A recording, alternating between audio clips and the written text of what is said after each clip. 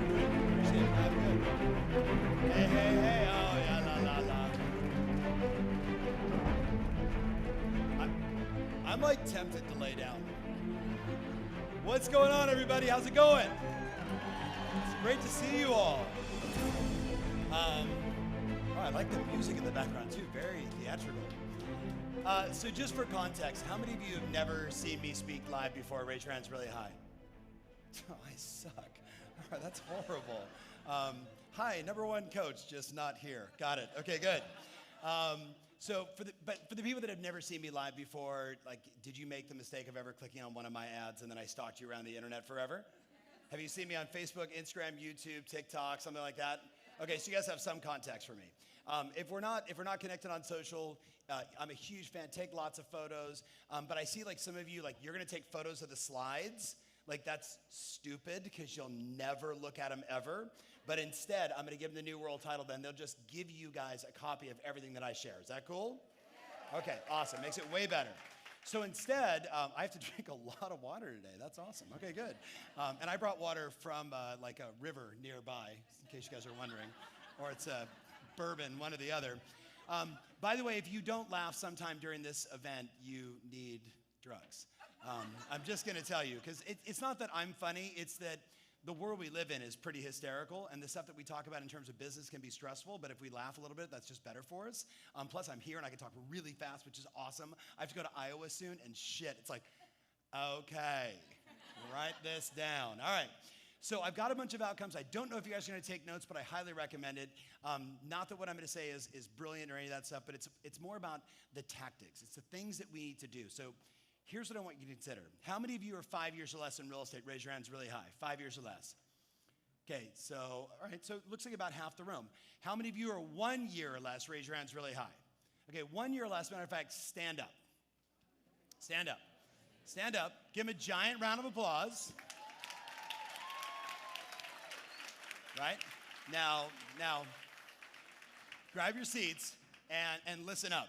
If you're 1 year or less and you're not successful in this market, you're fucked. Just heads up, right? Because the last 20 months have been full of tragedy and triumph. Yes or no, guys? Yes. Right? A lot of tragedy, no doubt, right? But in the real estate, in the housing industry, we have seen massive triumph. In the mortgage industry, massive triumph. We've seen people migrating and moving and doing all kinds of things that they probably would have never done before, buying second homes, buying more expensive homes, downsizing and not telling their kids where they moved, like all kinds of stuff, right? But here's the thing. I answer questions every day. Usually on Instagram, I'll just say, hey, I'm on an airplane. Who's got a question? Fire away. And there's like 7 or 8 questions I get all the time. But the new one that I'm getting over and over again is, I'm having my best year ever. And then I know what they're about to say, which is like, and I'm not exactly certain how I did it. I made a ton of money, but when I reflect back analytically, not emotionally, I'm not exactly certain how I got here. And that's where I spend most of my time, right? I was talking with a client yesterday, $400 million producer. Is that good? Okay, let me say it to you again. $400 million in sales. Is that good? Yes or no? Right? But here's the deal. He round-tripped a $62 million sale. Figure out, I know, you're like, oh yeah, suffer, suicide's the only option, right? But, 4% deal, 4% commission, round trip, $62 million deal. So the reality is he's really like a $280 million producer. Now you say, well, hello, suffer still. But see, his thing is, hey, I want to continue to go from 400 to 500 to 600, which is no different from someone sitting inside this room saying, hey, I did 18 deals last year. How do I go to 24? How do I go to 27? How do I go to 28? The game is, how do we reflect on what we did that works, continue to run those plays, and then add new plays? Does that make sense? Does that make sense? Yes or no? So I'm going to walk you. I have like 2.5 hours, and I talk really fast, and I probably got 130 slides. What I really want to do is give you guys a bunch of plays. This reminds me of old Yankee Stadium. Anybody? This is like every time I would go, I would be like the guy sitting behind the post, right? Like clearly I have a bad ticket broker. All right. So let's talk about what we want to do. 2 things.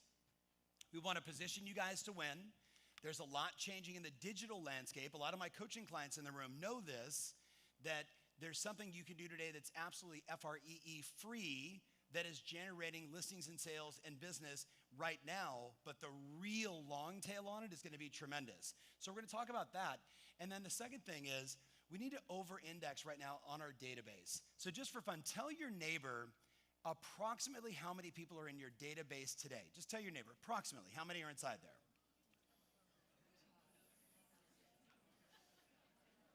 These should not be complicated questions, people. You should know this. JB, what do you have? 100,000? Too many. Your database versus the business database are different. Yeah. My database is like 6,200, my personal, and then the company is like 500,000. Exactly. All right, so let's jam. You ready? So the number one question I get more than anything else is how do I take my business to the next level? So just for fun, can you tell your neighbor sitting next to you where the vast majority of your business came from in the last 20 months? And more importantly, can you tell them the plays that you ran to get it? Like, I made this many calls, I had this many meetings, I did this and this and this, I sent this kind of marketing. Just take a second and just tell your buddy, where does your business come from?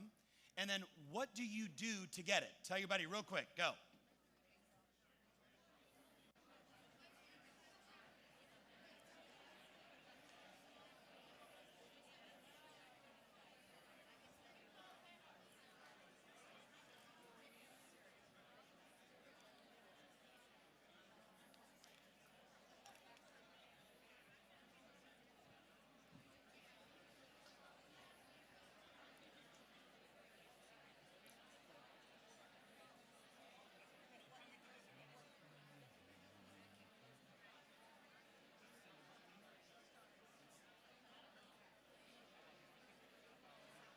All right, so come back to me.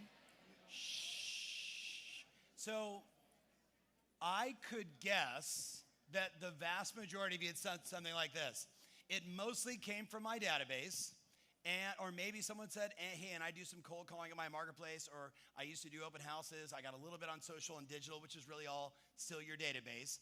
But most of you, if I said to you, can you break down the analytical plays that you run? Can you give me the scripts that you use? Can you tell me the frequency of how often you market to them? What's your email newsletter look like? What kind of social content do you do? What really gets the most results? What gets the least results? The vast majority of people, guys, look up here. We take a very a non-analytical approach to how we're building our business. And yet, like today, I have clients that are making $10 million a year, $20 million a year, $30 million a year selling houses. Selling houses, guys. The game has changed tremendously. This is now looked upon as an industry that people want to go into that came from corporate America that are now saying, wait a minute, like the guy that sold me my house was a dumbass, right? And he made $18,000 for opening up a door and basically negotiating a little bit. And I don't know about you guys, when I bought my first house at 19, I negotiated the deal for my agent because my agent was like stupid. You know what I mean? And she's a wonderful person. You have to be my dad's girlfriend's mom at the time. It was one of those, like, you have to use her because I'm sleeping with her. I'm like, got it. All right, good. Whatever. Kidding, not kidding. How many of you guys know who my dad is? You guys know Brian Buffini? Nah, just messing with you. All right. So the number one question I get is, how do I take my business to the next level? And I actually look at it analytically. So I'd love for you to do a little self-identification.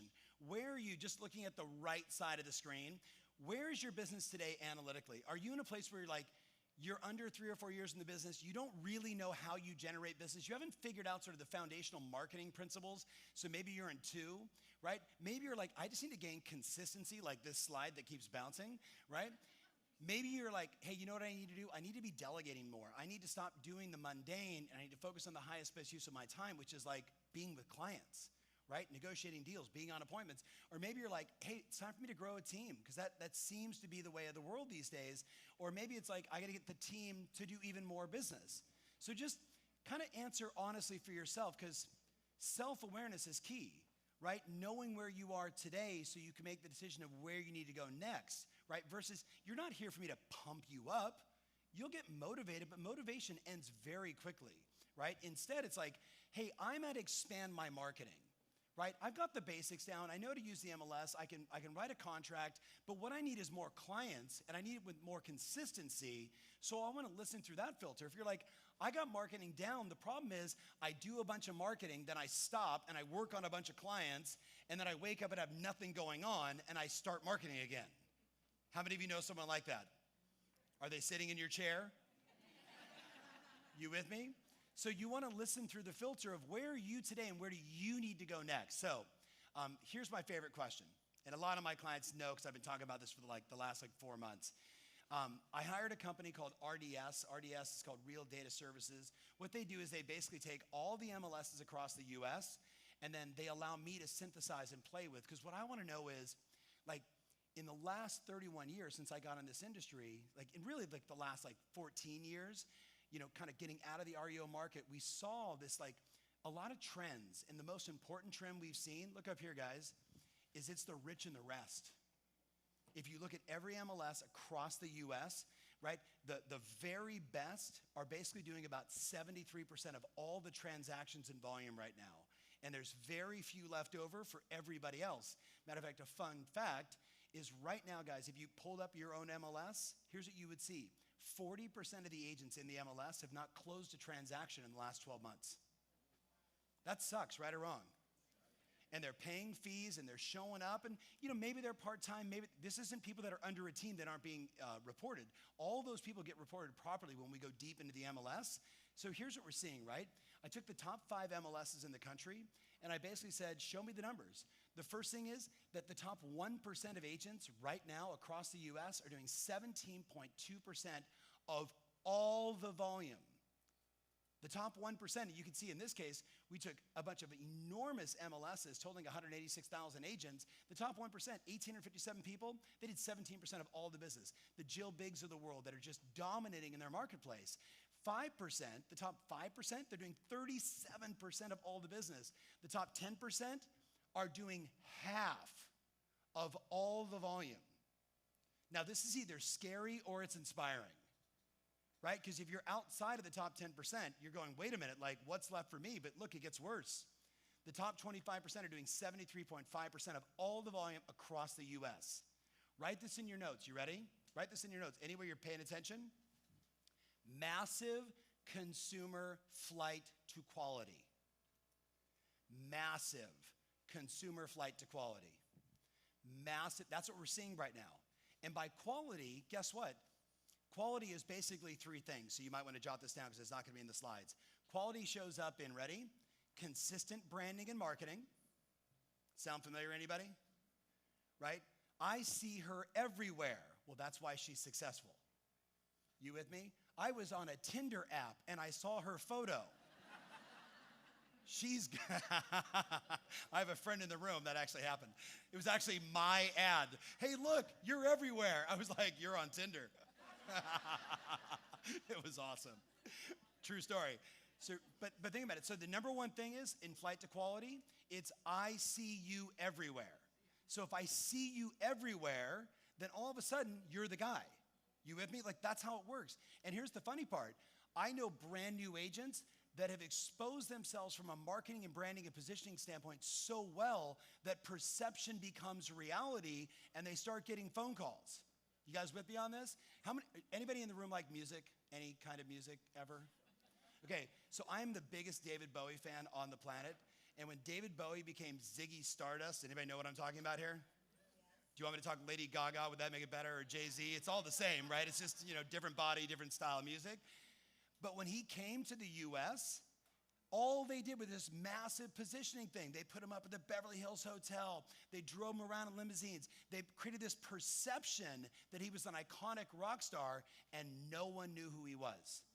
And then guess what? By the end of that tour, record sales through the roof. He had totally taken over America, not so much middle America, but the East Coast and the West Coast where all the people are. It's a perception game. You with me on this? So do me a favor, look your buddy right in the eye and say, you don't put out enough content.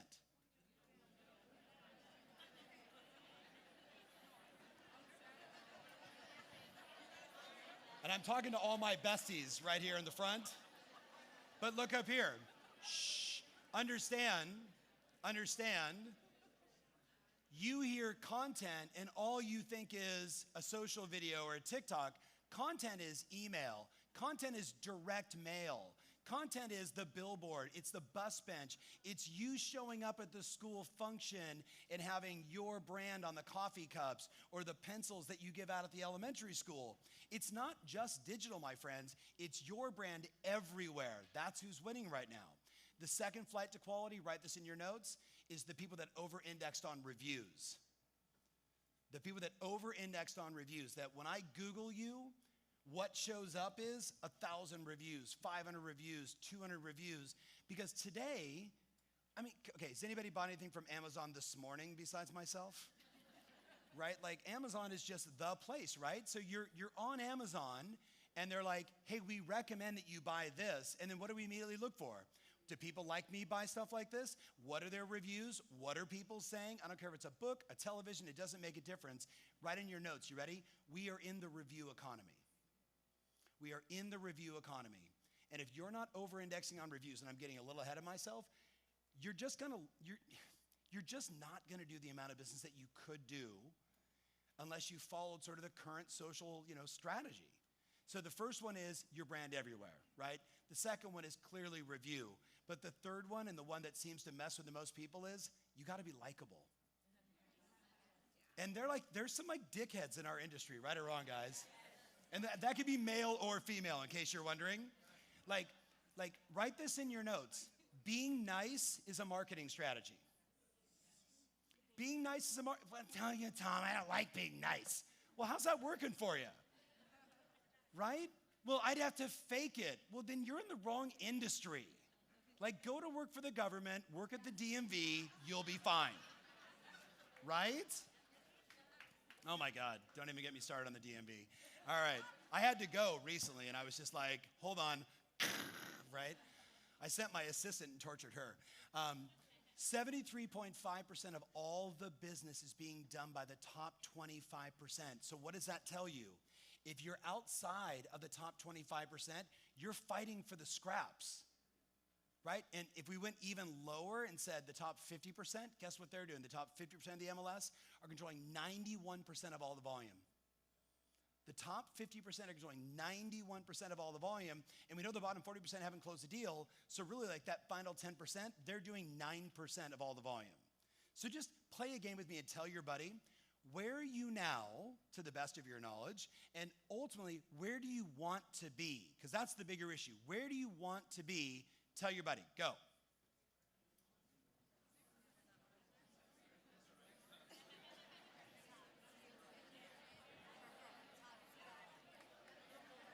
You want to be like 0.1, 0.1.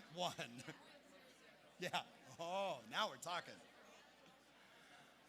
So here's the question, everybody. And by the way, look up here. Look up here, everybody. Shh. I absolutely honor that some of you are like, look, man, I'm just not that committed. Like, I just want to sell a house now and then. It's kind of fun. You with me on this? But see, look up here. My grandmother, Liz Wesley, who retired from real estate in 1974, right? She raised her my grandfather passed away like a week after I was born, so like never even met the guy. She was selling real estate for like Century 21, Huntington Beach, California. And when she retired in her 60s, you know what she did? She went out and bought a black Trans Am. Remember Smokey and the Bandit? That was my grandmother. She would like show up to our house and like peel out, right? But she made so much. First of all, she got into real estate because she had to. You with me? Where else can I go to manage 6 kids as a single mom and make enough money to take care of everybody, to take care of my kids? She goes into real estate and she slays it, absolutely slays it. She's the reason my dad actually got in the business, right? Giving you guys kind of the full picture. So here's the thing, like, she said to me, I don't have an option. The problem is a lot of people that are in this industry, they have too many options. And when you have too many options, you know what most people do? Nothing. So, show me a single mom back against the wall, and I show you the next #1 agent in her marketplace. You with me on this? Dead serious. Dead serious. And your background, if it's fucked up, even better. I'm dead serious. My parents were alcoholics, and my ex-husband's a deadbeat. You're gonna kill it. Right? I'm not kidding. And all the men inside the room, just try and figure it out. All right. So I asked you, where do you rank? But the bigger question is, as we normalize as a society, do you think this trend's gonna change? Do you think we're gonna go back to, I'm gonna listen to my next door neighbor because he's nice or she's nice?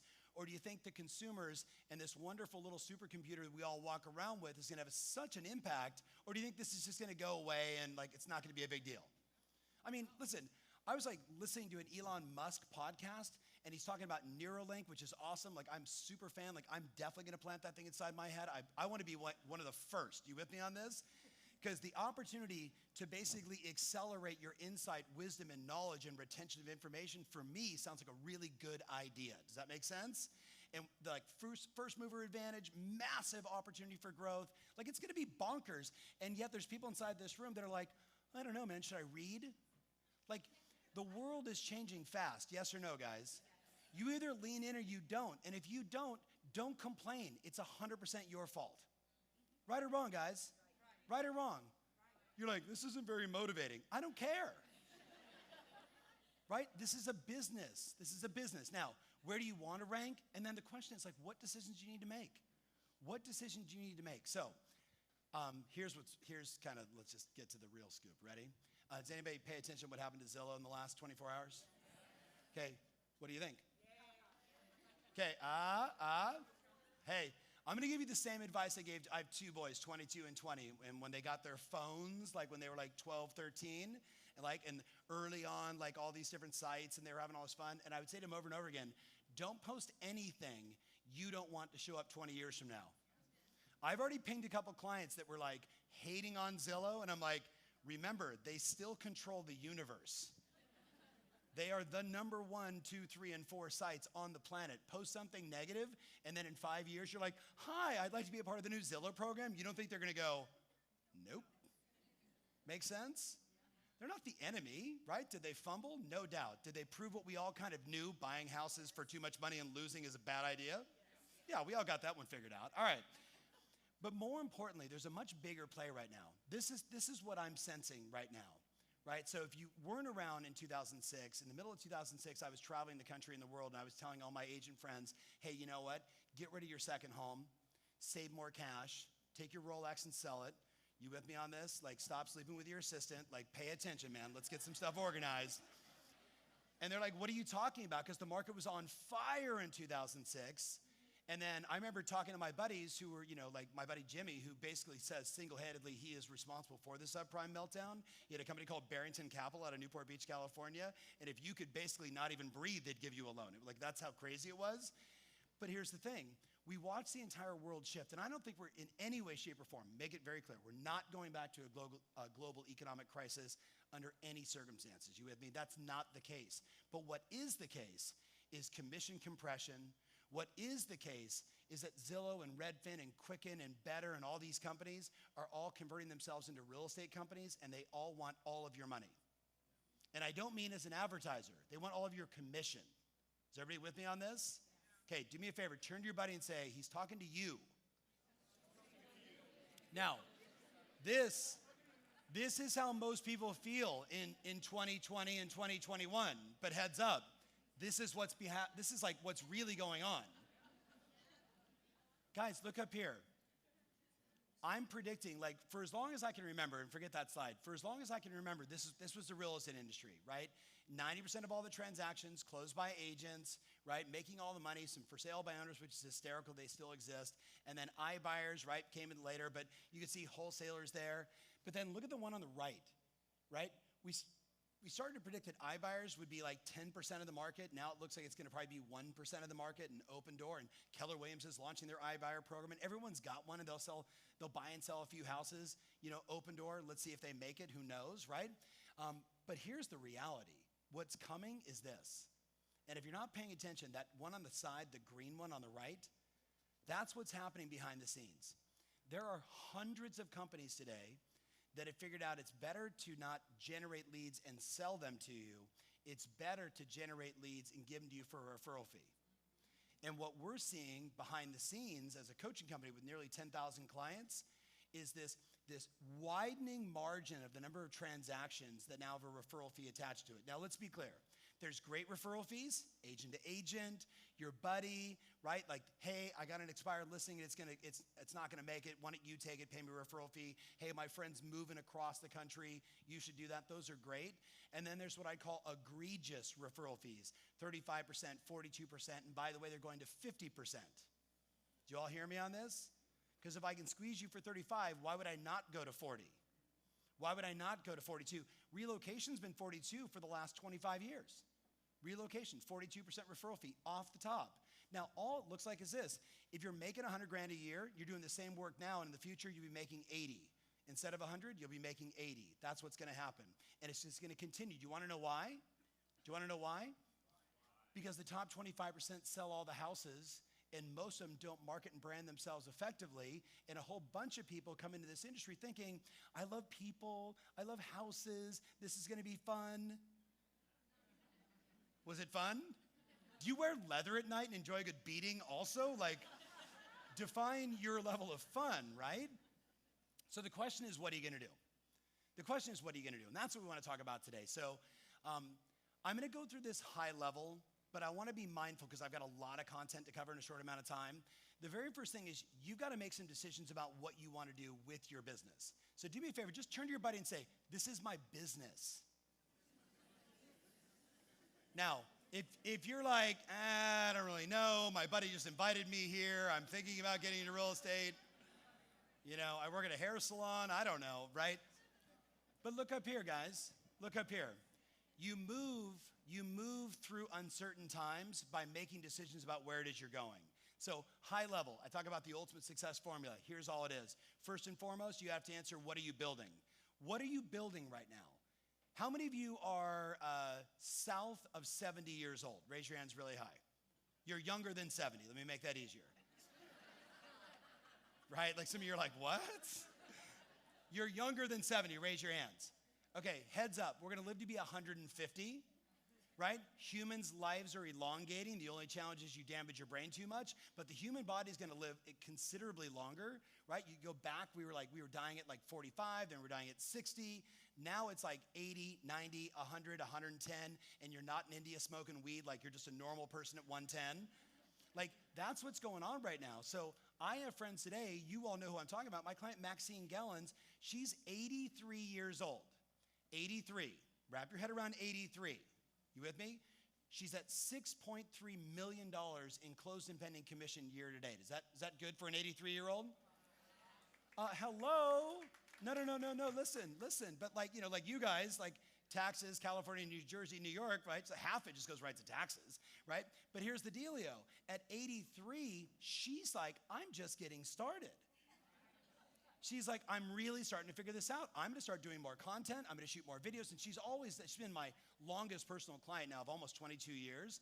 But between her and her daughter and this small team, they'll do 120 transactions and you can figure out the average sales price. They're in the higher end. And you know what she says? I have to continue to innovate and decide what it is that I'm building. And when we started like 15 years ago, really getting serious, she was building something for her daughter to take over. You guys with me on this? And then she's like, I'm set financially, so it's just about my daughter. Then Marty's like, well, I'm set, and any baseball fans? So Marty's oldest son caught for the Astros in the last 2 games, right? So he's 27 years old, he's backup catcher for the Astros. And here's the deal, if you're a catcher, you don't make any money until you're 28. And then you go from like 28 to maybe 34, 35. Both her boys, both went to USC, both are signed by the Astros, and both already have their real estate license. You know, because you know what they're thinking about? They're like, grandma, sweet grandma, made 6.3 million. Shit, if she can do it, right? But see, we're building this legacy brand and business that the boys can take over and then maybe their boys can take over. But what are you building? What are you thinking about? Think about it, guys. You live at the epicenter of 17% of the GDP of the United States of America, called housing. It's kind of important, yes or no? If I were you guys, I would buy every vacant house I can buy around here. Only thinking about the long game. That's how significant it is. All right, So what's the dream for your business? And I'm gonna give you all the slides. I'm not gonna spend a lot of time here, but what's the dream is the first one. What's the greatest strength of your organization? And you know what you're gonna say? Me, my sparkling personality. Great, how do we operationalize around that? You be Madonna, let's put you on stage and let's build the machine behind you so you can just go be Madonna. Does that make sense? Right? The third question here is, what is the problem you wanna solve for people? Right? Are you the best at first-time buyers? Are you the best at relocation buyers? Are you the best at sellers that tried to sell and it didn't work out the first time? Like, what's your secret sauce? And look up here. If you have no degree of separation, then you have no degree of separation. You with me on this? Like, if there's no difference between your hotel and another hotel, you're just gonna get lucky now and then. But is there a difference between Motel 6 and the Four Seasons? What do you guys think? When you turn the lights off, it's all the same. Maybe the sheets are a little bit nicer at the Four Seasons, but they create a degree of separation. If you have no degree of separation, guess what? How do they select you? And you create no content, and you do no marketing, and you're not nice? The DMV is hiring, okay? Just saying. Now, let me go to the next one. What happens when you solve the problem? If you say, hey, the biggest problem right now in my marketplace is there's not enough inventory for the number of buyers that want to move in. And I specialize in helping people where there is no inventory. That's my angle. That's what I do. That's something that all of you could take on to a certain extent. Well, what happens when you solve this problem? What happens when you are all of a sudden getting inbound phone calls of, hey, we've been working with Sally. She's been showing us a bunch of houses, and then we write offers and we never get it. And we hear you're the queen of this. We'd like for you to help us. Like, that's what we all want, right or wrong, guys? You want to be known for something. If you're known for nothing other than he's a nice guy, right? That's not enough. So let's keep going. You ready? Who's the enemy of your business? And don't say Zillow, because they're not. You with me? I think the enemy of your business is the bottom 50% of the agents. I think that's, and heads up, they're never going to go away. And Keller Williams just launched a new agent like company, right? And I'm not razzing Keller Williams, but smart move, right? Getting the downstream on recruiting. The point is simply this, my friends. Don't be shocked when there's 2 million people with an active real estate license at NAR and across all the MLSs. You want to know why? It's a huge moneymaker, right? They don't care if you never sell a house. Did you pay your fees? Keep up the good work. We're behind you all the way. Right? I'm gonna make a knock. It's kind of like the teachers union. You with me on this? Because they take those 2 million agents and then they use them to do government work. Do you all get that? Like, that's what your NAR money really is. It just is what it is. But who's the enemy of your business? Look up here. If you can, even if it's this, like, I'm gonna use an example. Even if I could say, I just wanna get Jill Biggs, right? I'm in Hoboken. And you know what? I listed my own home with her. That's how pissed I am, right? Like, she's that successful. It's okay. You don't want to be disrespectful to another top agent, because that's just a bad idea. And that's just not the way any of us were raised. But there is something about, she's number 1, I'm number 17. I'm going to put her face on my wall, and I'm going to strive to provide that level of service and marketing and what she's done to build my brand. I've worked with plenty of people that made the sort of proverbial dragon they wanted to slay the best agent in their marketplace. And then guess what happens? They get there. Does that make sense? But if you're not striving for something, you're selling a house now and then. Too complicated, too complicated. Let's go to the next one. All right, you ready? So here's what I want you to do. I want you to write down right now how many sales you're going to do next year. How many sales you're going to do next year? I didn't say to you what's your goal. Like if you have to buy one at the end of the year to close on it to ensure that you got to the number, I mean that number. How many do you promise to the real estate goddess? How many will you do? Yes. Paula's like, you or the team? Yes. Yes, you and the team. So here's the thing. You ready, guys? So just check your neighbor and see if they wrote a number down. And if they didn't, we're in Jersey, punch them. So what'd you write down? Oh, you can't have a transaction goal in mortgage? Hello? 60 million. Congratulations. What percentage refi versus purchase? I have about, I'm going to say 80%. That's a good business. Congratulations. All right, so come back to me. You ready? Shh. So check this out. Look at the slides really fast. I was flying from Jackson Hole to Dallas, and Kathy was like working on a deal she's trying to buy. So I'm like, I'm just gonna ask some questions on Instagram. So I went through on Instagram and I'm like, have you set your personal goals for 2022? 47% of the people said yes, 53% of the people said no. Have you created your business plan for 2022? 34% of the people said yes, and the balance said no. And I'm not talking small numbers, talking 2,251, right? Like a fair amount of people, right? Then I was like, wait a minute, have you completed your marketing plan? Since the number one thing that you do is you put out content and you market yourself and you create a trusted brand, have you created your marketing plan? And you can see the vast majority of people are like, no. I'm like, well, that's kind of scary. Then I'm like, wait a minute. Do you have a list of all the actions that you need to take between now and the end of the year to close the loops, to move into the new year with certainty and power? Do you know what you have to do? And you can see 32% of the people said yes, and 68% of the people said no. Now, here's my point to you, my friends. You don't have a lot of competition. If you just get clear on what you want, you are immediately moved up the ranks in this business, because the vast majority of people are what Zig Ziglar would always call a wandering generality.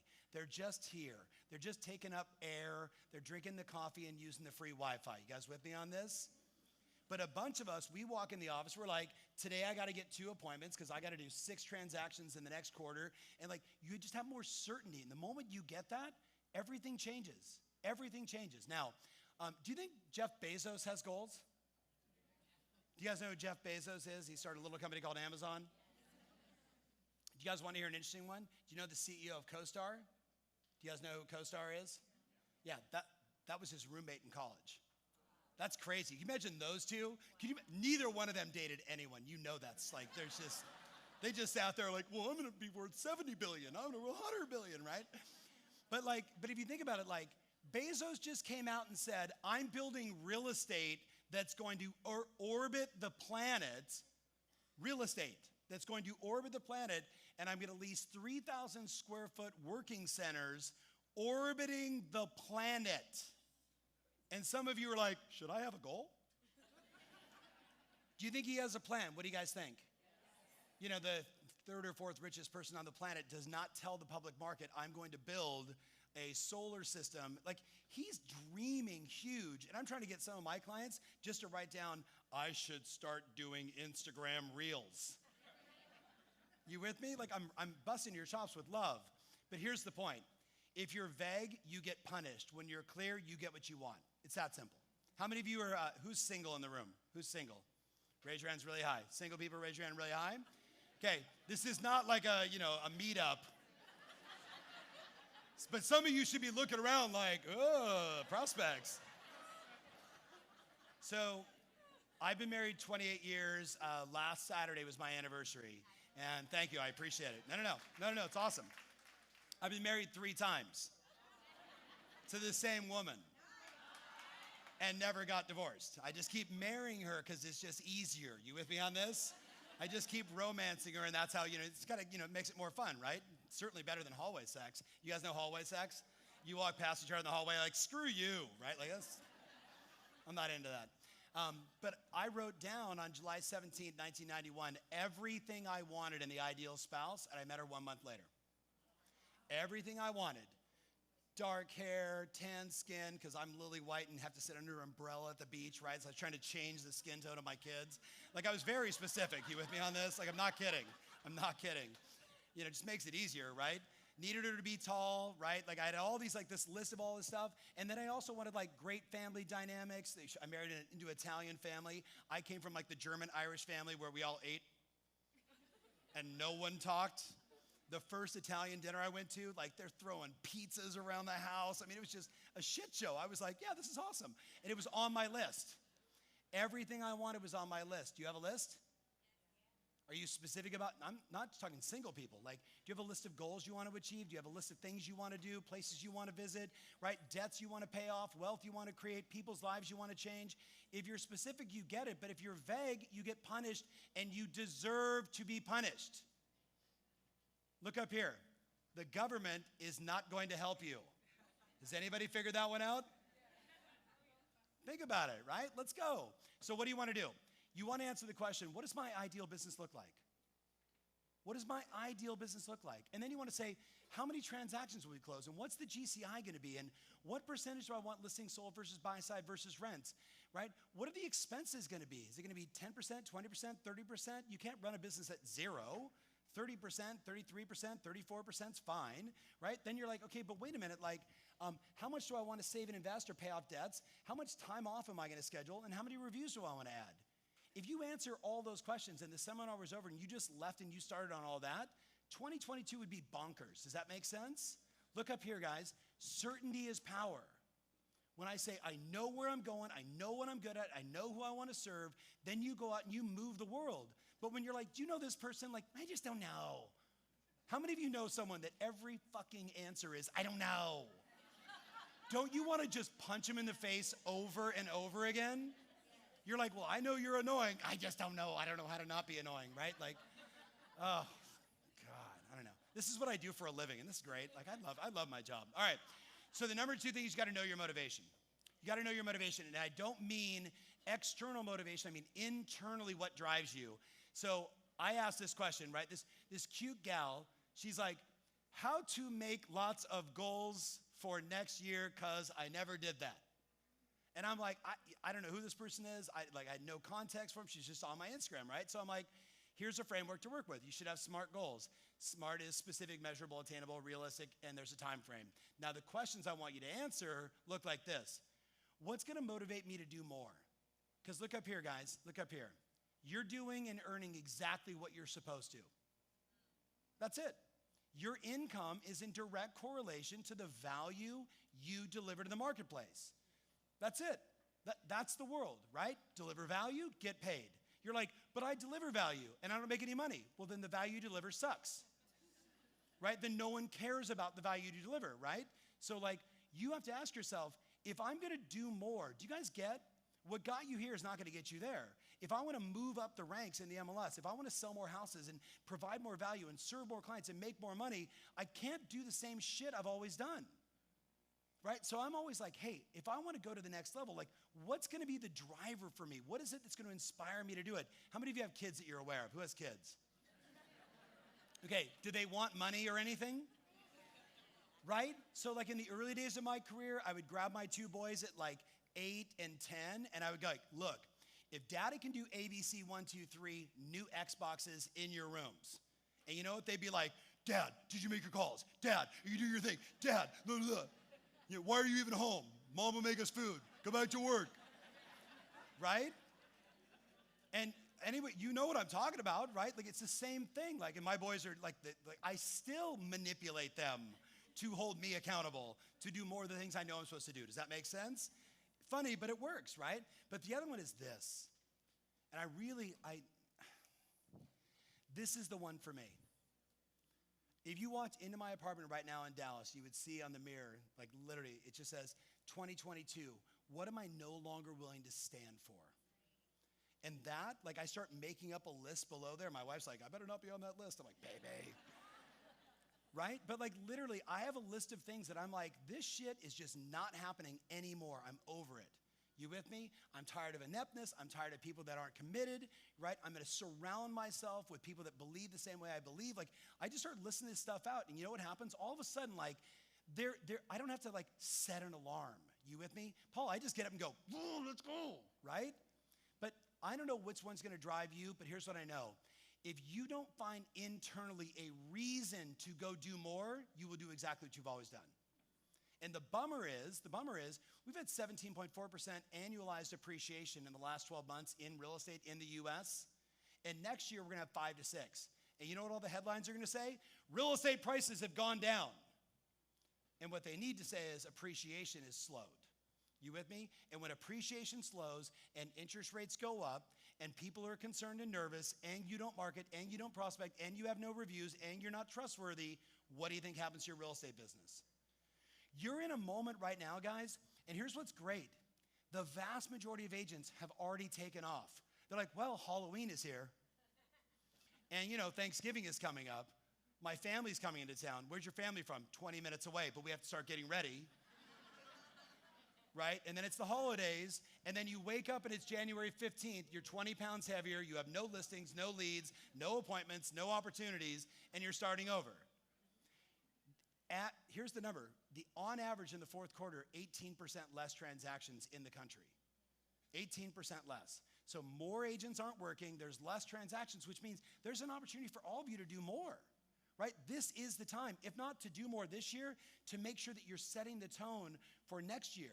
All of the research phase buyers, all the research phase sellers, making sure that you start on January 1st, 7th, 5th, whenever you come back, like, I got all these people that I've promised CMAs to, I got to follow up on, I've already was at their house in November. Like, that's the game right now. Like, there's so much to do. So let's keep jamming. You ready? Number 3, you got to create a simple action plan, right? And I'm going to move beyond that because I'm going to give you a whole bunch of tactics, but I want to go to the next one. So action plan, we're going to do in a minute.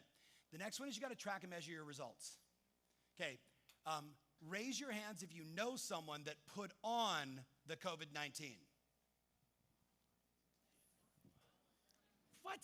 Put on the COVID-19? Like they got a little larger during the COVID-19? How many of you know someone like that? Where am I right now? Like, what is going on? Am I in Iowa and no one told me? People, the average human being in the U.S. put on a lot of weight during COVID. You with me on this? I love that some of you didn't. I was the same thing, man. I'm with you. But here's my point. Okay, ready? Whether you want to lose weight or you want to make more money or you want to pay off your debts or you want to improve the quality of your relationship, whatever you measure gets better. Whatever you measure gets better. There's a thing called NPS, which is the Net Promoter Score, which is what businesses look at to say, basically, how do people feel about my business? How referable am I? Your Net Promoter Score, if it's really high, then guess what? The emotional sentiment about your business is really high. Apple has an enormous emotional sentiment. People will wait in line for the same phone with a slightly bigger camera for $1,500. You with me on this? Because they love Apple. You with me? So people are like, well, how do you have a great relationship with your wife? I'm like, because I keep my Net Promoter Score at 8 or above. Hey, honey, how referable am I? Okay, what do I have to do to get better? Right? Like all of us need to ask yourselves, it's this, you ready?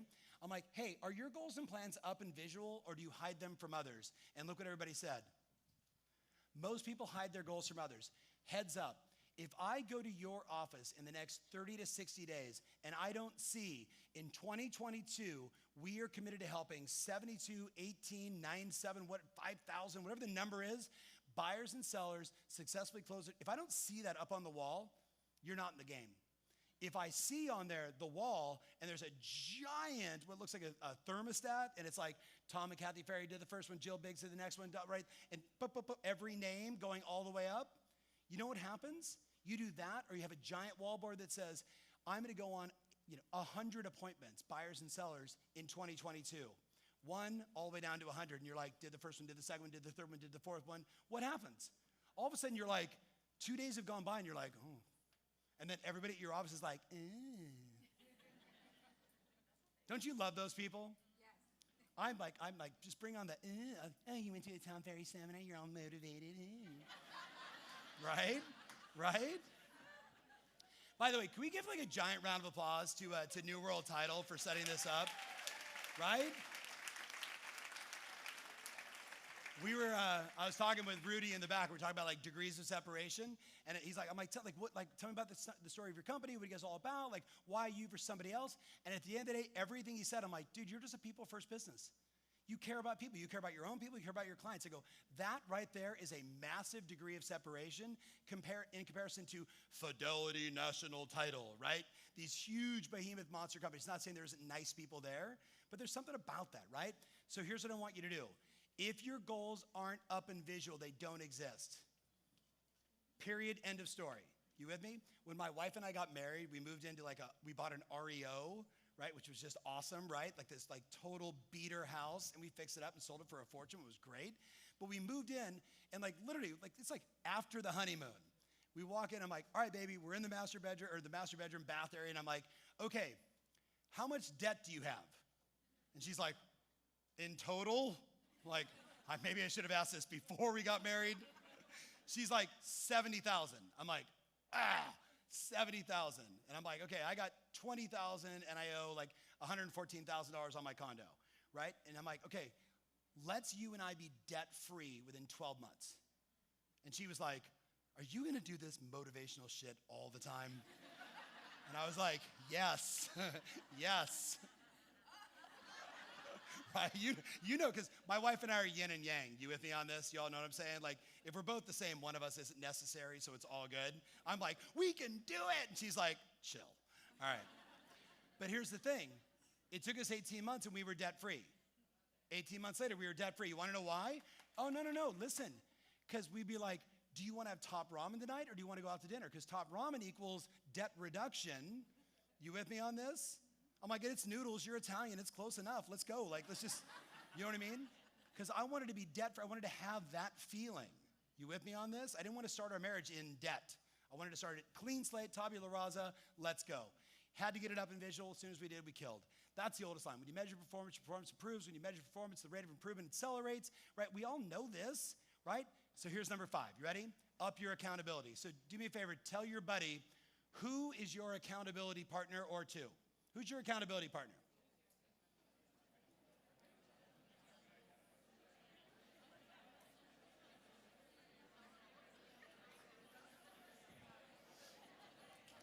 Your coach, your buddies, right? Dan, Andy, me, your kids, rockstar redheads.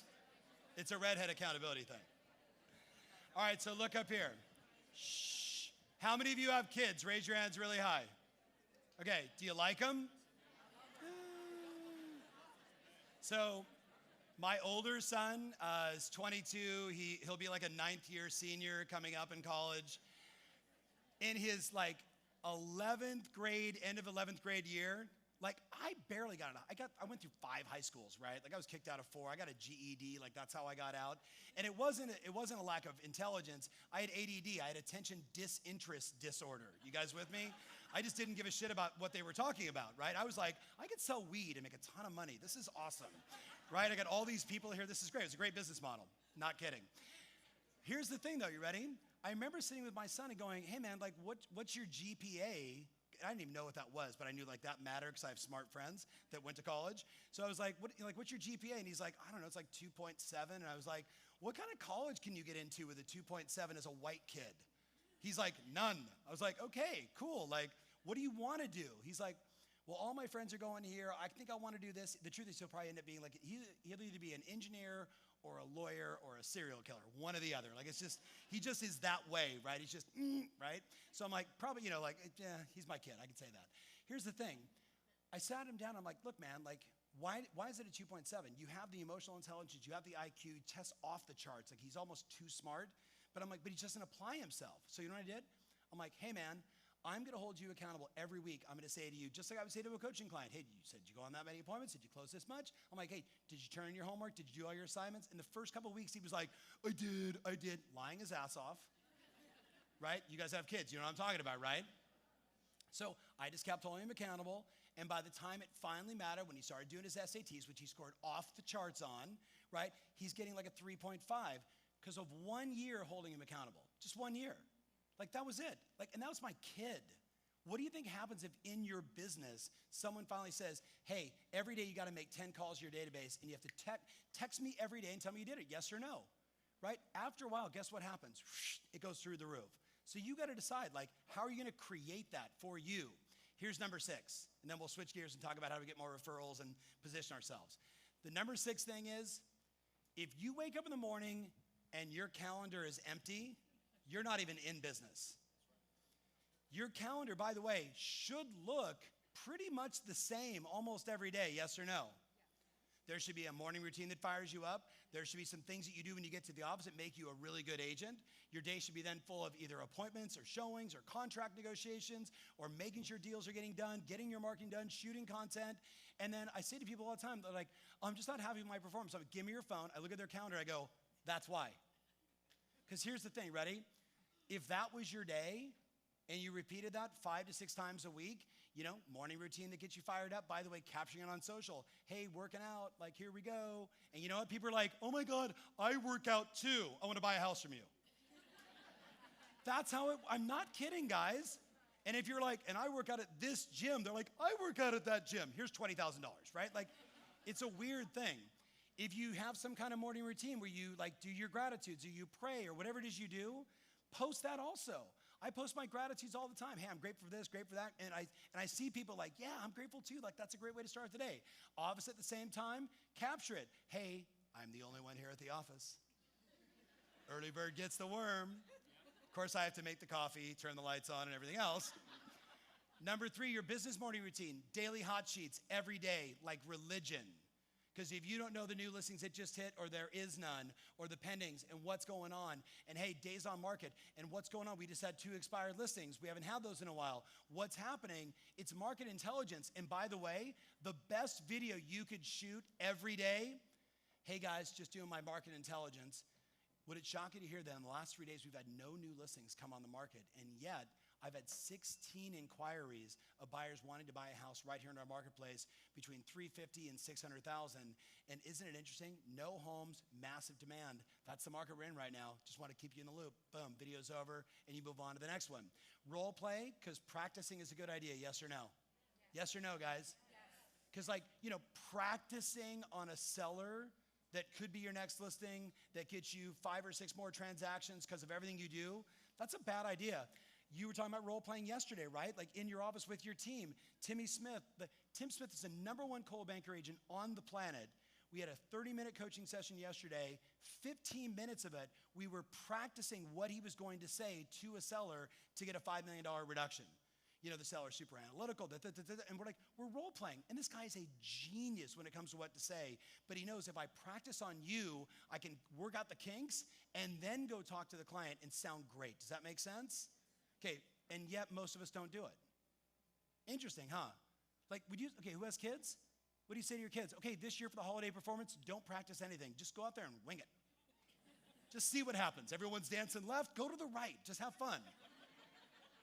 Right? You would never do that. You're like practice, practice, practice, memorize, memorize, memorize, rehearse, rehearse, rehearse. And yet here we are, we can make $10 million a year. We're like, practice? Scary. 5, manage your business, transactions, etc., and go on appointments. That's your day. But if I don't see that in your calendar, if it's not in there, it doesn't exist. Does that make sense? Okay, so just stop for a second. Tell your buddy, just of those 4 or 5 things, what did you write down? What was most important for you before we transition? Just tell your buddy real quick. What was most important for you? What hit you the most?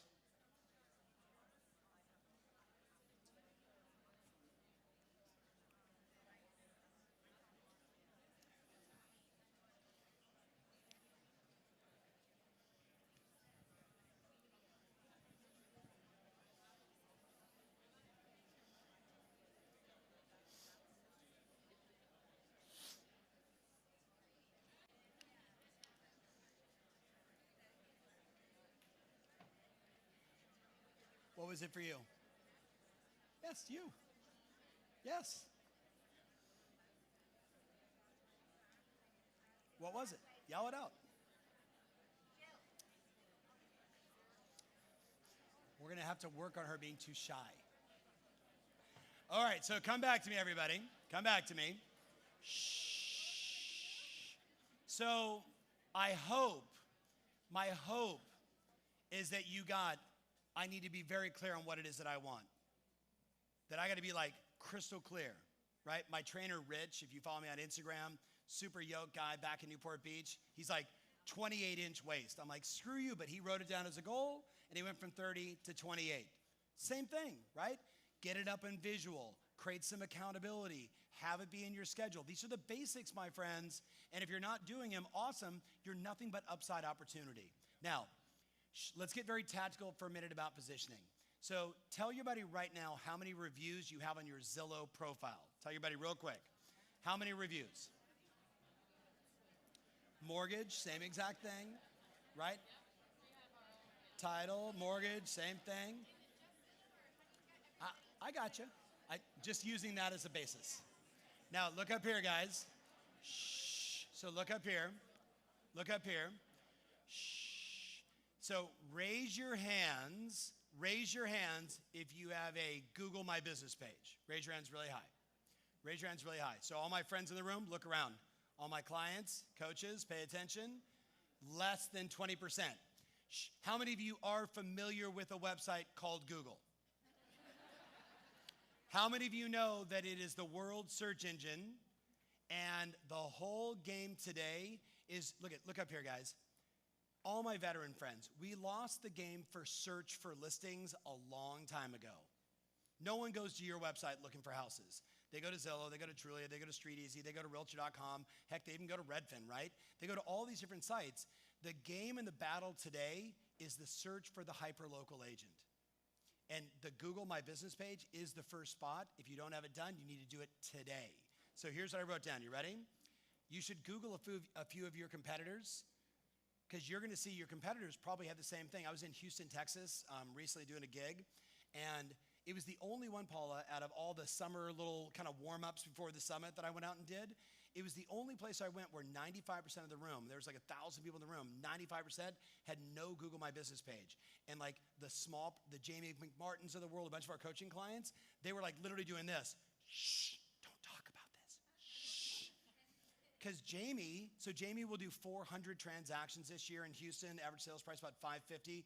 Unbelievably powerful agent, super great person to be around, giant heart, everything you kind of expect from like big Texas kind of gal. But here's the thing, she heard me talk about it last August, not this year, but in 2020, built it on the spot, started doing all the things we talked about. She's like, it's the number 4 driver of listings in my business. Do you all hear what I just said? It's the number 4 way she gets listings, and she's only a year and a few months in. So what you want to do is you want to claim your profile, just like you did on Facebook or Instagram and all that same stuff. The difference is when you claim it, you're going to build your page with your first and last name, your business name, your address. And by the way, you don't have to write this down, because you can just go like this. Hey Siri, how do I build my Google My Business page? Or go to Google and go, how do I build my Google My, right? How many of you have a 13-year-old or a teenager? Who's got a teenager? Just go, here's a bag of weed, build my Google My Business page. And they'll be like, oh, for sure. It'll be awesome. Kidding, not kidding. So you ready? Shh. If you go there and you start to build it and you're like, wait a minute, somebody in my office already has it, the unique factors are the business name, which you would just put your first name, last name, comma, the business name. You with me on that? Tom Ferry, comma, Ferry International, because there's a Ferry International page and a Tom Ferry page. The unique factor is the office address. You can't use your home address. You have to use the physical office address. And then the third factor is your cell phone. So once you get that, you're live and you're ready to go. But here's what you want to get. By the way, this is one of my clients, Massimo. Massimo is the number 1 RE/MAX agent on a little island outside of Italy, not like down south and north. And he builds it last August, same thing. And you can see on his page, he has 104 Google reviews. He's got all the listings you can see down below. He's doing everything that we're talking about. And he's like, Tom, when somebody is coming to my island or they're searching for property, they all go to Google. So I don't care if you're in Sydney, Australia, you're in Sardinia, where he is, or you're in New South Wales down in Australia, or you're in Passaic. Am I saying that right? Yeah. Okay, Passaic, right? Same exact thing. You got to get right on Google. Now, the real key is this, guys. Just read it real fast. Bright Local says, agents with 100 or more photos that they added to their GMB page get 520% more inbound FREE free phone calls. They get 1,000% more people going to their website for free. But here's what you have to understand. The same study showed the average agent had 10 photos on there. Right, 10 photos. So when you write this in your notes, because it's not going to be in my slides, write down everything that you love and everything you love about your town. There should be a photo on your page. Everything that you love. I love Rhodesian Ridgeback dogs. Good. You and your dog over and over again at the dog park. You know what happens? People are like, that's a beautiful dog. I like that guy. Here's $20,000. Do you all, right or wrong, do you guys get that? They're like, oh my God, he wears glasses like me. I like him. I'll buy a house from you. Consumers are strange, right? The way that they're selecting agents today is reviews, is brand, is likability. So if you ride a BMW motorcycle and you're a part of that pack, awesome. If you go to this church, show that. If you like these parks, these restaurants, if you're a foodie, if you like beer, whatever it is, be you. Does that make sense? Don't hide yourself. Show what you're about, because guess what? Vizsla, dogs that have, people that also ride BMW motorcycles and you go to the same church as me, here's $20,000. Does that make sense? Well, Tom, I don't like anything. You're a serial killer. All right. Just look at the numbers in the bottom left corner. Look at the numbers. So Google actually will tell you how many people are looking at your photos. People that have GMBs, right? You can see it says GMBs with 100 plus photos get 520% more phone calls. But you know what they're doing? They're going like this. Do I like him? Is he like me? Can I connect with this guy? He's got a good look. I like his energy. Oh, he goes to the same places. Oh, I love that place, right? And also they're like, this guy's legit. Like, he's my guy. That's what they're doing. And they're obsessed with photos because you see it on Instagram and everything else, right? But look at this. Google will then tell you once a month, hey, your 59 photos got 2,317 total views last month. Hey, your 637 photos got 9,600 views last month. Your 213 photos got 15,000 views. Look up here, guys. That's more than what your website gets. Do you all get that? Yeah, just heads up. 90% of customers are more likely to visit a page with lots of photos, right? It's common sense. By the way, anything you do that is special, unique, if you have a first-time buyer program, if you have your partnership with New World and you're like, hey, this is who we are and this is what we're all about, and that's in a PDF or in marketing, all that stuff you should be adding to your GMB. Write this in your notes because it's not in the slides. Just write this down. You ready? Every button or tab that can be filled, fill it. Because it all plays into the Google algorithm. Every button or tab that can be filled, fill it. Right? Products, video, photos, adding addresses, everything should be inside there. Now, we know this one, right? Do people want to work with people they know, like, and trust? The answer is 100% yes. So what do we need to do? Over-index on reviews. So I want you to set an intention right now. You ready, guys? If you're going to sell 24 houses next year or 24 houses next month, whatever your goal is, you should literally have a 2-to-1 ratio of reviews on your page. For every transaction you do, I want 2 reviews. Because someone you showed property to who just was out there and you helped them and you showed them around, but they decided not to buy, that it was a bad time, can they still write a review? What do you think? Someone that reached out to you from across the country who's a real estate agent in Kansas and said, hey, I got a client, they're thinking about moving to your area. Could you give me a little insight on ABC 1, 2, 3? And you do. You know how I end my phone calls now with people when they're like, hey man, Ferry, I just want to talk to you. Can I pick your brain about something? I'm like, yeah, by the way, CEO of that company, can you write a review on my business page? And they're like, yeah, of course. And all of a sudden, CEO of RE/MAX is writing a review. I spent some time with Tom Ferry, asked him to pick his brain, blah, blah, blah, blah, blah. He's a legit guy. All those things add up. Does that make sense? How many of you are with me on this? Okay, so I want you to consider the following. You ready? I think in 90 days, Google is going to launch a map that looks a whole lot like the Zillow map of your transactions. And when Google launches it, you know what the map's going to look like? It's going to show the location of all the people that gave you a review. It's going to show the photos in the parks and all the places that you go to. It's going to show your office address. And then it's going to show every house that you sold and every transaction you did. And people are going to be online and they're going to go, that gal knows this area. She is my choice. It's the hyper-local game that we're trying to play. So I hope you guys get that. All right. By the way, every review you have on Zillow or StreetEasy or wherever you got them, you should take the review, superimpose it over a good-looking photo of you, and post them on your GMB. Does that make sense? Just photo of you, photo of you, photo of you, photo of you, photo of you, photo of you, your face, your face, your face, your face, with the, oh my God, Jill helped me, Paula did this, right? Like everything about that review, just posted right on the photo, put it inside your GMB. Google will see the photo, acknowledge you, but they'll also read the words and write this in your notes. You ready? A great review has 3 elements. Your first and last name. Every great review has 3 elements. Your first and last name. Paula Clark. You with me? Doesn't even matter what the company is, just Paula Clark. The second element that has to be in your review is what you help them do. Help me buy my first home. sold our house. You with me? And the third element is the city that it was done in. So what do you think is going to happen when all of a sudden Paula has 250 reviews on her page that say, Paula Clark bought or sold, whichever one it was, in city X.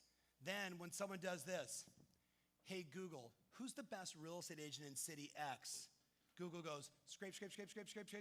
Well, Paula Clark's got 250 reviews, and she helps a lot of people buy and sell this. And she's got 175 reviews on her GMB. The only thing that we care about, we're Google. We don't give a shit about Zillow and anything else. Bam, she shows up. Does that make sense? Now, all that sounds easy, but look at the data. Look at the data if you could kind of see it on the right side of that screen. So you guys all know Brandon Howell, right? So some of my clients in the room from Phoenix, Arizona. So Brandon's been a client forever. Brandon does like 500 deals a year. He's a beast of a human being, 4 kids, happily married, runs this great team, not a brokerage, just a great team. But he's in my office at a mastermind in March, and I'm like, hey, ding ding, you and I have been friends forever. I was on your Google My Business page. You have no photos, no information, nothing. It's kind of like your LinkedIn profile that you built like 14 years ago, right? Just haven't seen it since. I'm like, by the way, you don't even work at RE/MAX anymore. Now you're at this. He's like, oh God, you're right. But I created a little accountability with him. He started adding photos. He started getting reviews. And now he's sending me screenshots like, Ferry, I got 3,313 searches that people were searching in Google. And here's what I want you to get. 2,300, if I'm reading that correct, 2,000 of the views came because they typed in realtor. You know when you go on Google and you start typing in a word and it starts filling in the blank? They're typing in realtor, and it goes, do you mean in Peoria? Because that's Brandon Howell. Do you have that currently happening for your business? Okay, so I got a bunch of my clients in the room. They're going, yes. And the rest of you are like, huh? But wouldn't it be nice if people were like, because they're, it's Google knows exactly where you are at every moment of the day. And they're like, oh, you're in Passaic. And they're like, realtor. And it's like, in Passaic? And then they give you the agent. You want to be that agent. So we got 2,000 people that found him because they just typed in realtor, and then 249 and 244 actually typed in his name. And then how about realtor in Arizona? And he showed up. Arizona's a pretty big state, and he lives in this little town. And they went, oh, realtor in Arizona? You mean Brandon Howell? And they're like, no, we were thinking about Scottsdale, which is 60 miles away. How cool is that? What do you guys think? Okay, so, I don't know. You guys tell me. You can cold call. You can, or they can just call you. But how about this one? The blue line represents the amount of views on his page of photos. The red line, which by the way is death, is the other agents in his marketplace that don't have a GMB. So his competitors in Peoria, they have nothing and they're getting nothing, and he's getting all these views. And you're just like, well, who cares about views? How about 18 people just called him directly and said, hi, we'd like to buy a house. Hi, we want to sell our home. Okay, do me a favor. Look at your buddy and say, you don't have to do this. No, say it. Say, you don't have to do this. Matter of fact, let's play a game. Let's play a game. I want you to instead say to your buddy, please don't do this. Right? Especially if they're in your office. You're like, this is a stupid idea. All right. So let's keep jamming. You ready? Let's talk about plays that work. But before we do, let's just really fast, close the loop, write in your notes. What are you actually going to do?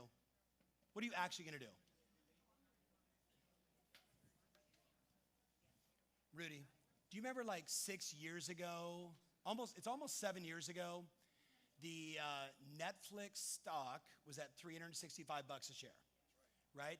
And a whole bunch of us inside this room, we were sitting in Palm Desert, California, and a longtime buddy of mine, a Jerseyite, Gary V, was up on stage. And, Gary's just being Gary.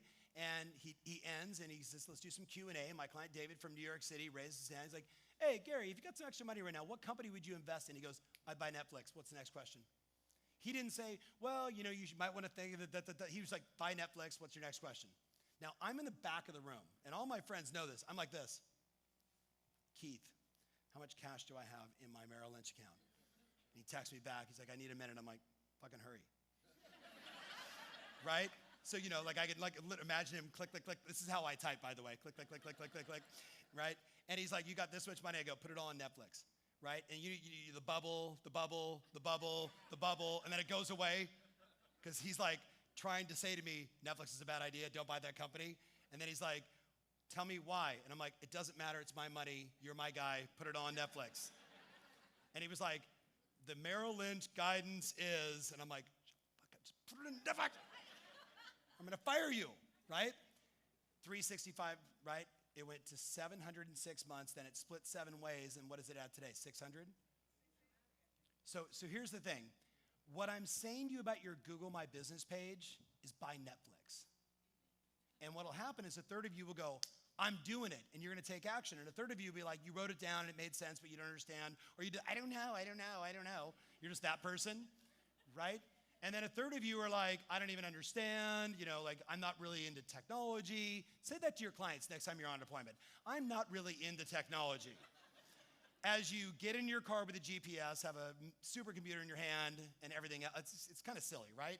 Like you can figure it out. You have a 13-year-old. Okay. So here's the next thing. You ready? I don't believe in theory. I believe in running plays that work. You guys with me? Like it's my 4th book. That's the title of it. I kind of have it sitting on the shelf right now because I'm not sure what to do with it yet. But the concept is basically this. After you've done like 40, 50,000 hours of coaching, which I've done, and you basically can you can meet somebody and go, she's going to do it. Oh, you're at 60 million and you know how you got to 60 million and you know all the things that you do that eat up all your time and we can eliminate those and go to 100 million. We run plays at work, right? You guys football fans? Anybody? Who's your team? Dolphins, that's smart. Right? Any Jets fans, anybody? Oh, congratulations. Sorry for all of you, right? But here's the thing, ready? Whether it's the Jets, the Dolphins, it doesn't make a difference. I'm a Laker fan, diehard, right? And I live in Dallas, which is crazy, but like old school, right? Like it was very simple, right? When it was Shaq and Kobe, you're on the wing, throw the ball into Shaq, dunk, over and over and over and over and over and over. Why? Because you couldn't stop him. It was a play that... And yet, I know agents that wake up in the morning and say, what shall I do today? Right? No, you got to figure out what are the plays that work. So I'm going to give you like 8 different plays that I know work. And this goes under remember, action items, like inside of your 6 things. So let's talk about it. Ready? We asked a whole bunch of our clients, many of them inside this room, we're like, what's working right now? Like, what's working? So to give you context, I was referring to what's getting you listings, and it was north of 60% of all their listings all were basically chunked under one thing called their database. But I'm more analytical. I understand that you have people in your database that you've worked with and people that you haven't worked with. You have people in your database that are real estate agents across the country. You have a lot of different people. So we broke down the cohort. So you want to take a look at this real fast. Ready? In order, that's where the listings came from. So the biggest percentage of their sellers came from people that they know that they finally decided to sell and they called. You with me? That was the number 1 source. Number 2 was past clients who said, hey, I want to move to Southern New Jersey, AKA Miami. We're selling our house, right? But then it was your sphere that knows you and likes you and trusts you but hadn't transacted with you that they referred you to somebody else because they like you. They know what you're all about. You have a Vizsla dog and you like to drink IPAs and so do I. Here's $20,000, right? Then it was your past clients that referred you. Then it was sellers from agent to agent referrals, which my clients all know, like that's like coaching is free, right? It's all about the agent referrals. Then older leads that you nurture that finally decided to sell. So there was actually 6 different cohorts, but the plays, oh, you got to know this. You all know this, right? You all read the NAR report? Oh, man. It's really good that we're here. All right, ready? There's only 3 sellers happening at scale right now. Downsizers, trade uppers, and super seniors. That's who's selling. People that are like, they're downsizing. Oh my God, I bought a house here for $400,000. It's now worth $1.2 million. I have $900,000 in equity. My kids have moved on. I'm going to go from the 4-bedroom, big house in a backyard. I want to be in a downtown high-rise condo, whatever it is, and I'm going to take the cash, and I'm going to go buy a second home, or I'm going to help my kids buy a house. We're seeing that at scale happening in the U.S. right now. It's almost the way Europe has been for 1,000 years, right? Nobody sells. They just keep passing it down to the kids. Trade uppers, ready?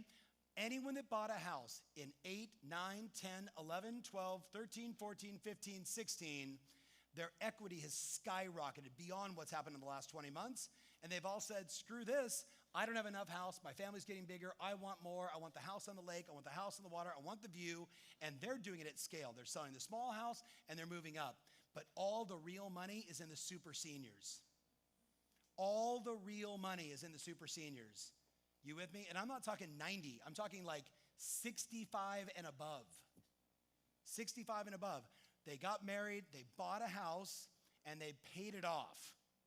And they're like, I have $900,000 in equity. I don't like my kids. Let's go do something.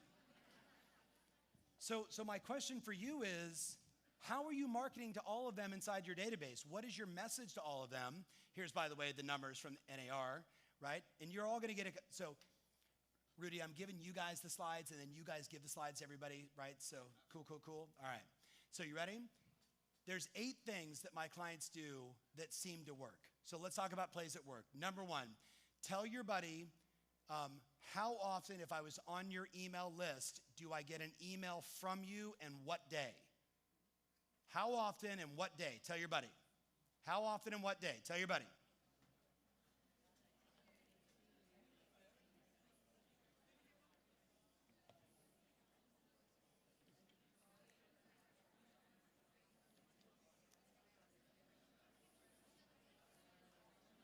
All right, now look up here. Shh, look up here. This should sound like this. Infrequently, and I have no idea. Or it's every Tuesday, and it goes out at 9 o'clock in the morning. There's only 1 or 2 answers. You with me? Look up here, guys. Emotional sentiment right now, I don't know if I put it in the slides. Maybe I did. Oh, by the way, look, Jill Biggs, right? And Monica Carr, right? An East Coast and a West Coast, 2 clients. I love that. Like, before you sell, refresh, right? It was one of those, I was like, that's a really good idea, because people that are selling their house, what's the first thing that they do? What do I have to do to fix up my property so I can sell for the highest possible price?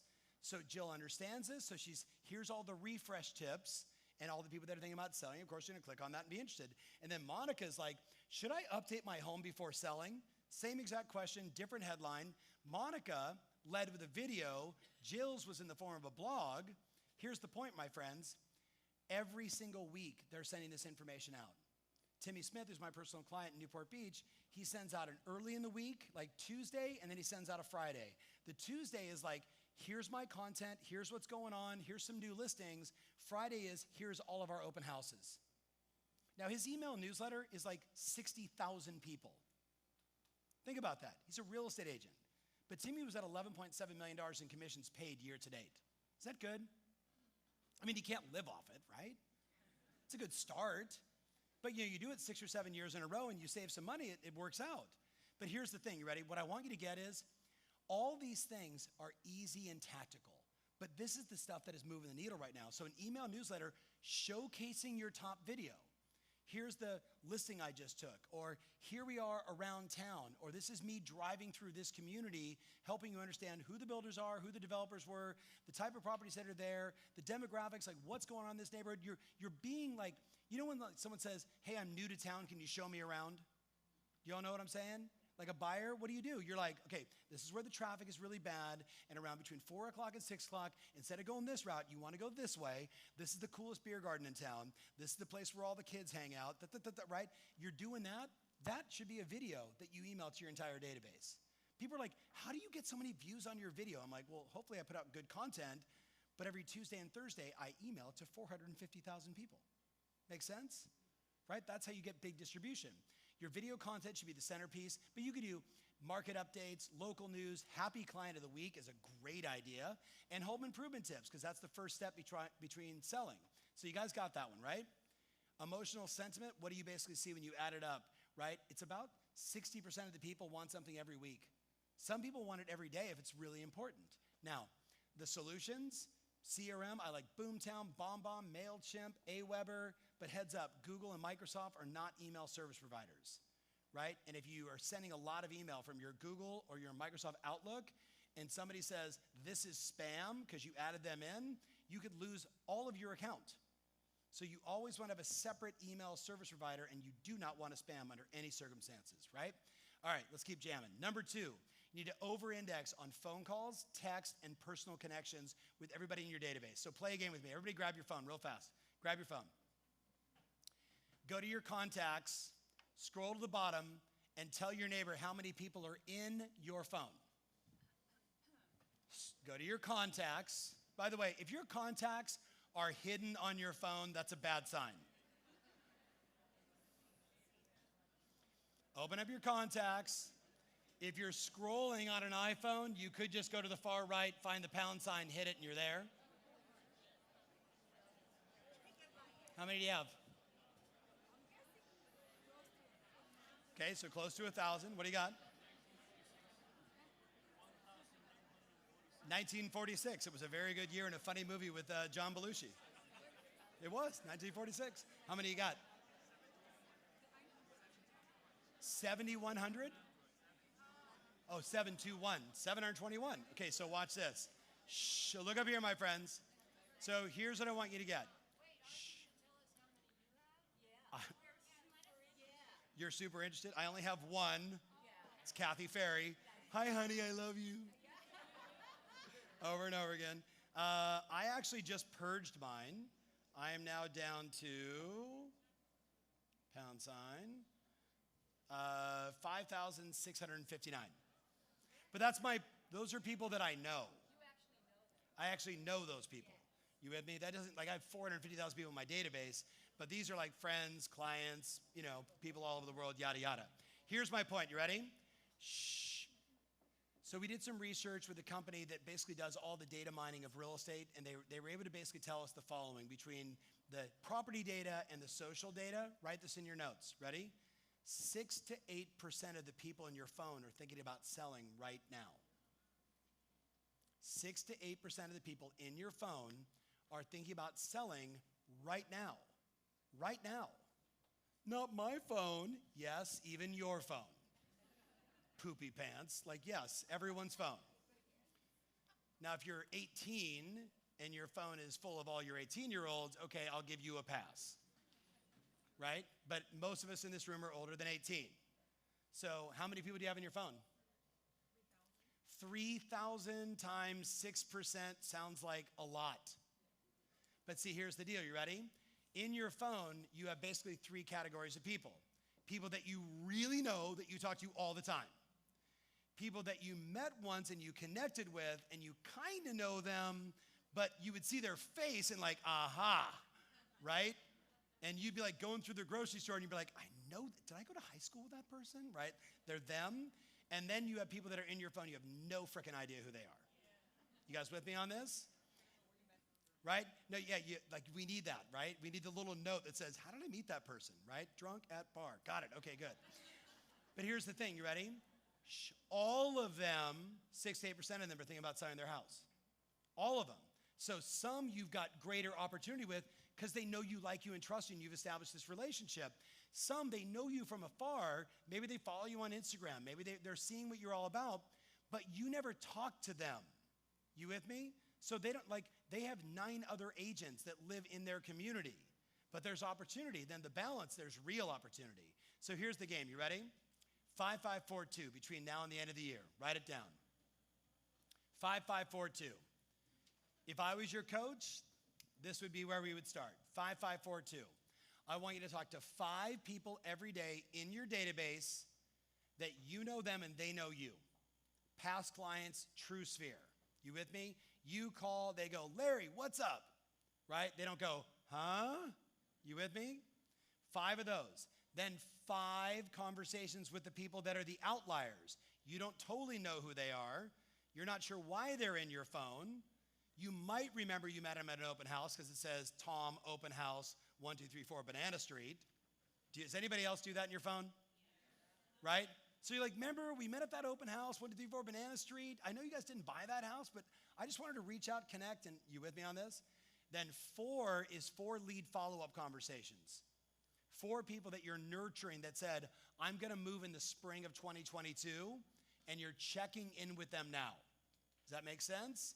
And 2 is 2 videos a day. That you're going to shoot 2 videos a day. Some of you are like, oh, wait, that sounds like work. I have to talk to a lot of people and film content? Yes. Now, you ready? Shh. So a local guy not too far from here, Peter Rader, good agent. Peter, in March of this year, was on one of my live blueprint events, and we did a little Q&A. I don't know if any of you caught this, and he was like, Tom, I'm spending all this money on advertising, and I'm trying to figure out how to go to the next level. I'm like, Peter, how many people do you have on your phone? He's like, hold on, 1,850. And I'm like, okay, so you have 1,850 people in your phone, and Peter, be honest, you've been coaching live for a long time. How often do you talk to him? And he's like, and I knew that meant never. So I'm like, I got $10,000 says you won't call every person in your phone in the next 120 days. Think he did it? A week in, he's supposed to text every day. Hey, it's Peter. This is what I did. Here's the results. Every day. First week, he killed it. And then you know what happened? He caught the bug. Now, he didn't win the bet, but it didn't matter because he made so much darn money. It's bonkers. But I won because it was another reminder for my best clients. If you just pick up your phone and talk to the people that already know you, like you, and trust you, and work with, he's like, Tom, I haven't talked to some of these people in a long time. What do I say? I'm like, I have a killer script. You guys want a killer script? Write this down. Ready? Hey, it's been forever. How are you? That was the script. He's like, hey, it's Peter. It's been forever. How are ya? Oh my God, Peter, how are you? What's going on? What are you guys doing? And that was it. That's all it was. He was like, this is too easy. But look at his numbers. He had 850 conversations. He booked 57 listing appointments. That's 6% conversion of the people he talked to. Research and right now listings. Research phase, we want to move in the spring, and right now. Peter has completely transformed his business. He does all Zillow, he does Google, he does all that stuff, but what he finally realized is there's gold in this phone, and he finally got out of his way, scheduled it, and made the phone calls, and now he's killing it. Make sense? All right, plays at work. Now, if they ask how's the market, that's a really good script. The market is actually really challenging. We simply don't have enough homes for the number of buyers who desperately want to buy. It's a classic supply and demand issue. It reminds me of high school again. I'm curious what's on your mind. If you guys had any thoughts of selling, that's how you win, knowing what to say. By the way, there's some that's old data. That was like summertime data. The average American's home value went up by 51%. Guess what that number is today? It's right at $100,000. The average homeowner's gained $100,000 in equity in less than 12 months this year. That's more than the average American gets in a paycheck. They made in equity because they own a house, right? So pretty bonkers, good things to share. I love this one. But Tom, when's the market gonna normalize? Well, does everybody see those numbers on the left column there? In a normal market, interest rates are 5.1%, right? They're at like 2.88 right now. That's not normal. Price appreciation is at 18%. That's not normal, right? 2.6 months of supply is definitely not normal. In King County, up in Seattle, it's like 4 days. That's how much the average time on market, 4 days. It's bonkers. Days on market average 35, 17. Offers per listing, 2.2. We're at 3.8, and you're probably higher. The point is, look up here, guys. If you're the knowledge broker, you know all that information. So when people say, how's the market? You're not just saying, hey, the market's great. Oh my God, things are on fire. But instead you're saying, well, what part of the market are you interested in? Because we're definitely in an abnormal marketplace right now. Well, what do you mean by that? Well, in a normal marketplace, interest rates are at 5. Right now, you can get a 30-year fix at 2.88. And the Fed was telling us the rates were gonna go up, and they actually dropped, right? Like, it's being the knowledge broker. All right, let's keep jamming. This one, do me a favor, turn to your buddy and say, non-negotiable. You have to do it. All right, so you ready? I want you to create one CMA every day and email it to a client. Can you do that? We call it the CMA a day campaign. Bill Pipes, right, pretty infamous coach in our world, comes up with this strategy. He's like, I got all these high-end agents that are sitting around waiting for something to happen, and they're all making a fortune right now. He's like, what if I got all my best clients to send CMAs to everyone that bought a house 3 years ago, 4 years ago, 5 years ago, 6 years ago, and here's all he does. Tell me your name, sir. John, ready? He sends a video. Hey, John, Tom Ferry, Banana Real Estate. This is gonna be the best video and email you received this month. I put together your home's new value. OMG, John. You should have bought 2 houses. Congratulations. Make sure you open up the file, take a look at it. I'm gonna call you tomorrow. Because if there's anything you've done to improve the value, I want to know so you know how much it's really worth. So I'll call you tomorrow, John. Congratulations again. Boom. One a day. Here's the current numbers. Every 17, it's a come list me call. Every 17. So every 17 days, they're getting a come list me call. That's a play that works. Is everybody with me on this? Yes or no? Yes. Okay, let's keep jamming. Ready? By the way, that's the campaign. Pretty basic. All right, number 4. I'm going to go a little crazy here. Tell your neighbor, show your neighbor on fingers. Today's Thursday, yes? Show your neighbor on fingers how many Facebook posts, Instagram posts, Instagram reels, YouTube stories, YouTube videos, LinkedIn posts, Snapchat, and TikTok. Approximately how many posts have you done so far this week? Just show your buddy on fingers. No talking required.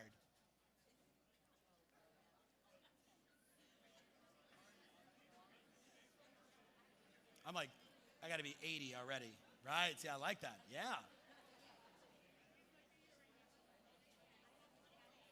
You better be. Now, shh, so come back up here. Shh. Okay, write this in your notes. You ready? Write this in your notes. They've already forgot who I am. They already have. And I love this. I love people that do this. But Tom, I only want to put out one quality piece of content every month. And my response is, who's defining your quality? You? You? No, your consumers, your friends, your past clients. You know the best content that I put out? The best content, me doing something stupid behind the scenes, me jumping on a trampoline, me holding my wife's hand, has nothing to do with being the #1 business coach in real estate. Almost nothing, right? It's me being a goofball behind the scenes, because you know what he says? Oh my God, he is real, right? He's human, right? Because if all you're trying to do is be perfect realtor, no one cares. I don't want a perfect realtor. I want someone that's friendly that I can relate to. I want someone that can help me navigate. I'm buying a house in Wyoming right now. The guy that's helping me, every time I get to town, he's like, let's go get a beer. Let's go for a hike. Are you bringing your dog? Is your wife coming? Is Nana going to be here? Like, he is a part of the fabric of my family. You with me? And he's an agent. And I've looked at properties with him twice. But he is like sticky with me. Does that make sense? Isn't that what you want to be? And I'm like, dude, you live in Jackson Hole. Man, just every day, take a photo of the sunset. Every day, take a photo of the sunrise. Every day, show me walking your dog. Show me the changing of the colors. Show me when the first snow hits. Show me when it becomes the mud season. Show me everything. And guess what? I know him. I understand him. I like him. Here's $25 million. You with me? Like, it's crazy. That's how much, like killing it. So, a couple things you want to think about. Ready? I asked you how many videos. This is what should scare you. 81% of consumers today make all of their decisions based upon the video that they watch. Tell your buddy how many videos are on the front page of your website. Tell your buddy real quick.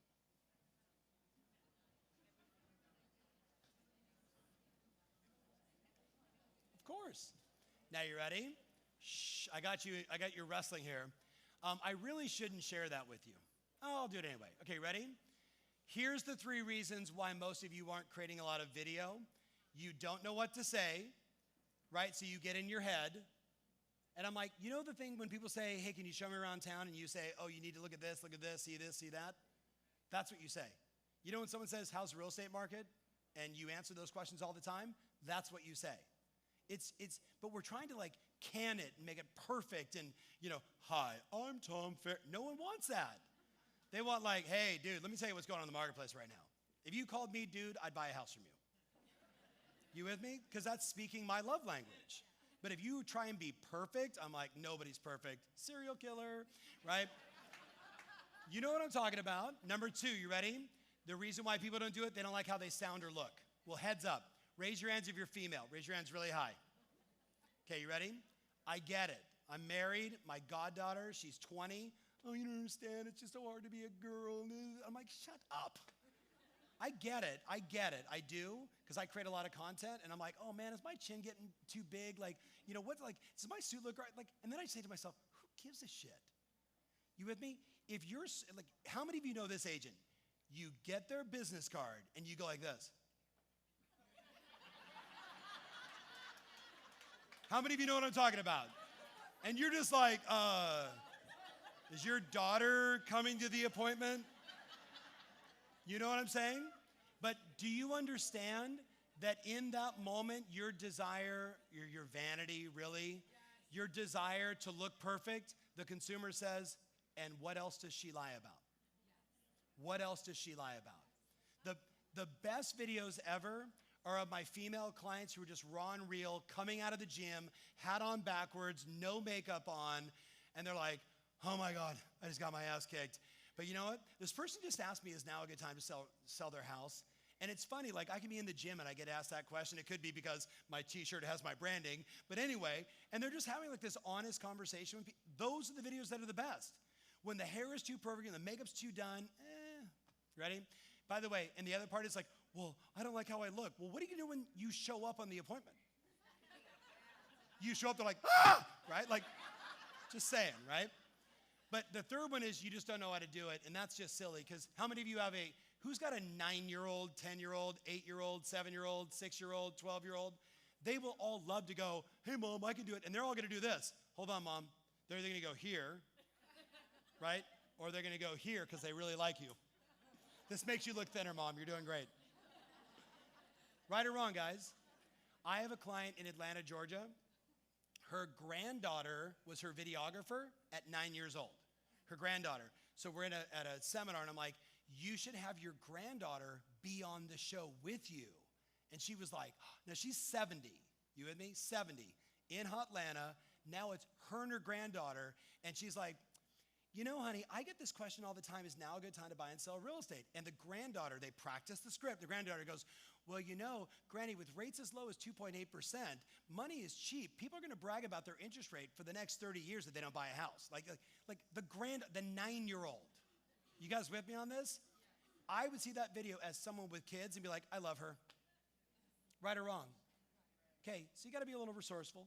Stop making excuses. By the way, this is my favorite website on the planet. Write it down, jarvis.ai. I'm not an investor, but I want to get in. There's a button in the right corner. You guys see it in yellow? It says video script. So you're like this. I don't know what to say. What do you want to talk about? 3 reasons to buy a house in New Jersey. You just write that in and it writes the entire video script for you. Oh, remember earlier when I said, I'm going to put Elon Musk's thing in my head? Yes, now you're getting it. But wait, there's more, right? What if you also typed in moving to blank city where you live, buying a home in blank city where you live, living in blank city, and you had Jarvis write the script. And what Jarvis does is it scours the entire internet for the well-written best content. And then it creates an original piece of content for you, and it says, here's 3 different scripts, 5 different scripts. You can modify the script. Can you read? Can you read? If you can read, we've handled what to say. Does that make sense? Now, here's what's great, guys. Shh. See that SEO little phrase there, those 3 letters? These are some of the most searched terms in your marketplace.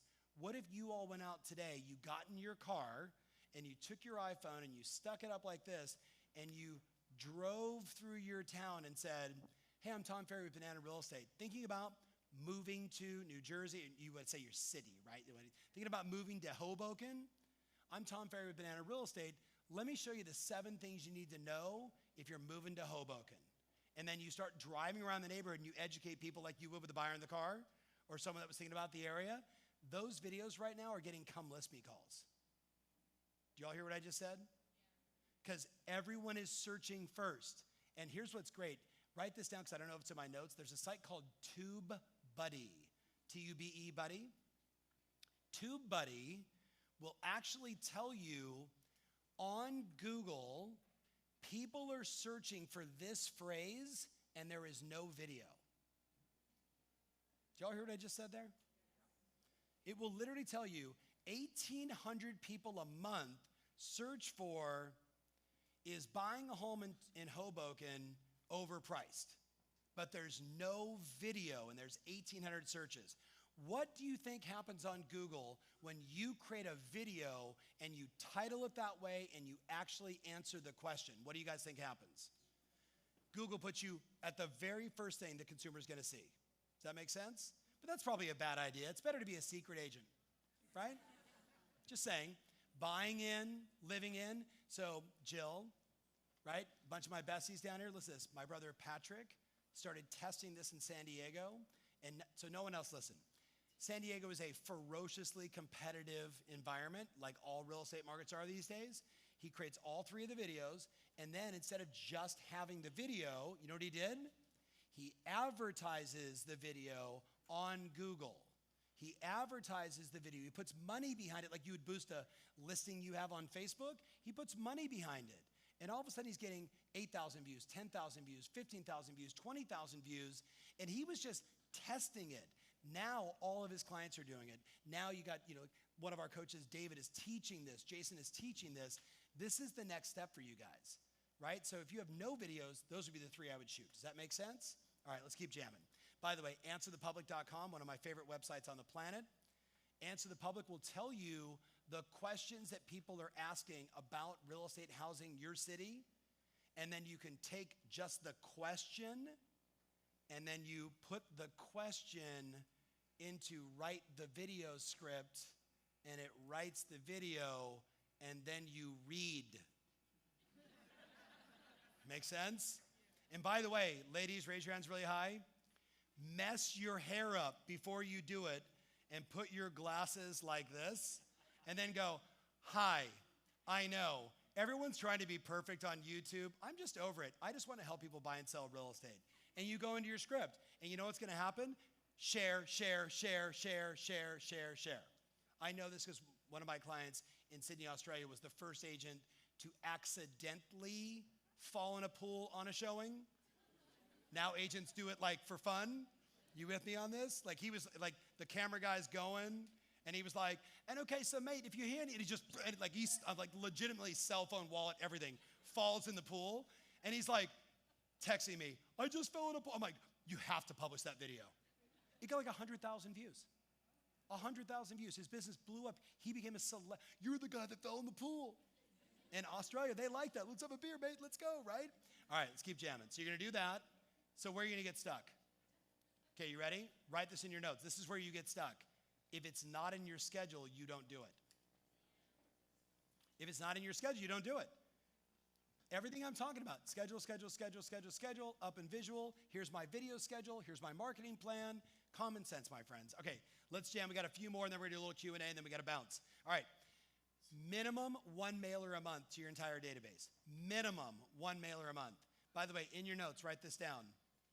In January, you need to have what's called the proof of success.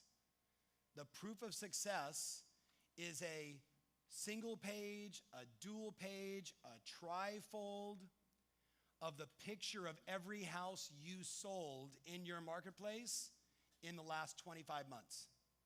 You with me? Like go all the way back to like the end of 2019. Here's the number of people you could do all of this year. If you had a monster year, you could do the last 2 years. My point is, the more houses, the more photos, the better. Can you do it on rentals, yes or no? Yeah. Can you have a rental section? Of course you can. Should you start highest price and go down to lowest price? What do you guys think? What do you think? So they're like, oh my God, she sells this price range and that price range? I can buy my $2 million house and get my kid a $400,000 condo from the same agent? Awesome. You show that. And I love this. Like someone will go, but Tom, like I only did 8 deals last year. What do? Make the photos bigger. That's it. Just make the photos bigger.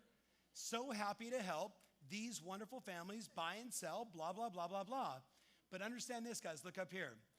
Remember earlier I said, it's about your brand. It's about your marketing. It's about scaling your trust. That's the first thing of flight to quality. Well, if you're not telling me how many people you served last year, if there's not a photo of like for you of you and the team saying we were so proud to help this many people buy and sell real estate, and then what do you also put on there?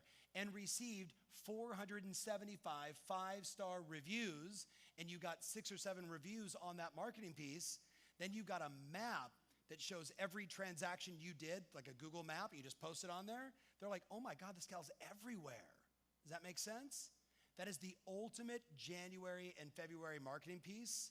Then it goes on Facebook, then it goes on LinkedIn, then it goes on everywhere. Does that make sense? Like, that's a no-brainer. Tom, I'm a brand new agent. Take your office, all of their transactions, put it on a marketing piece and say, a team always outperforms an individual. So happy to be a part of this team, helping all these people buy and sell real estate. Don't take credit for it. Just acknowledge that you're on this team and everybody sold a lot of houses. All right, you guys got that? Got it? All right, now, this is my favorite marketing piece currently.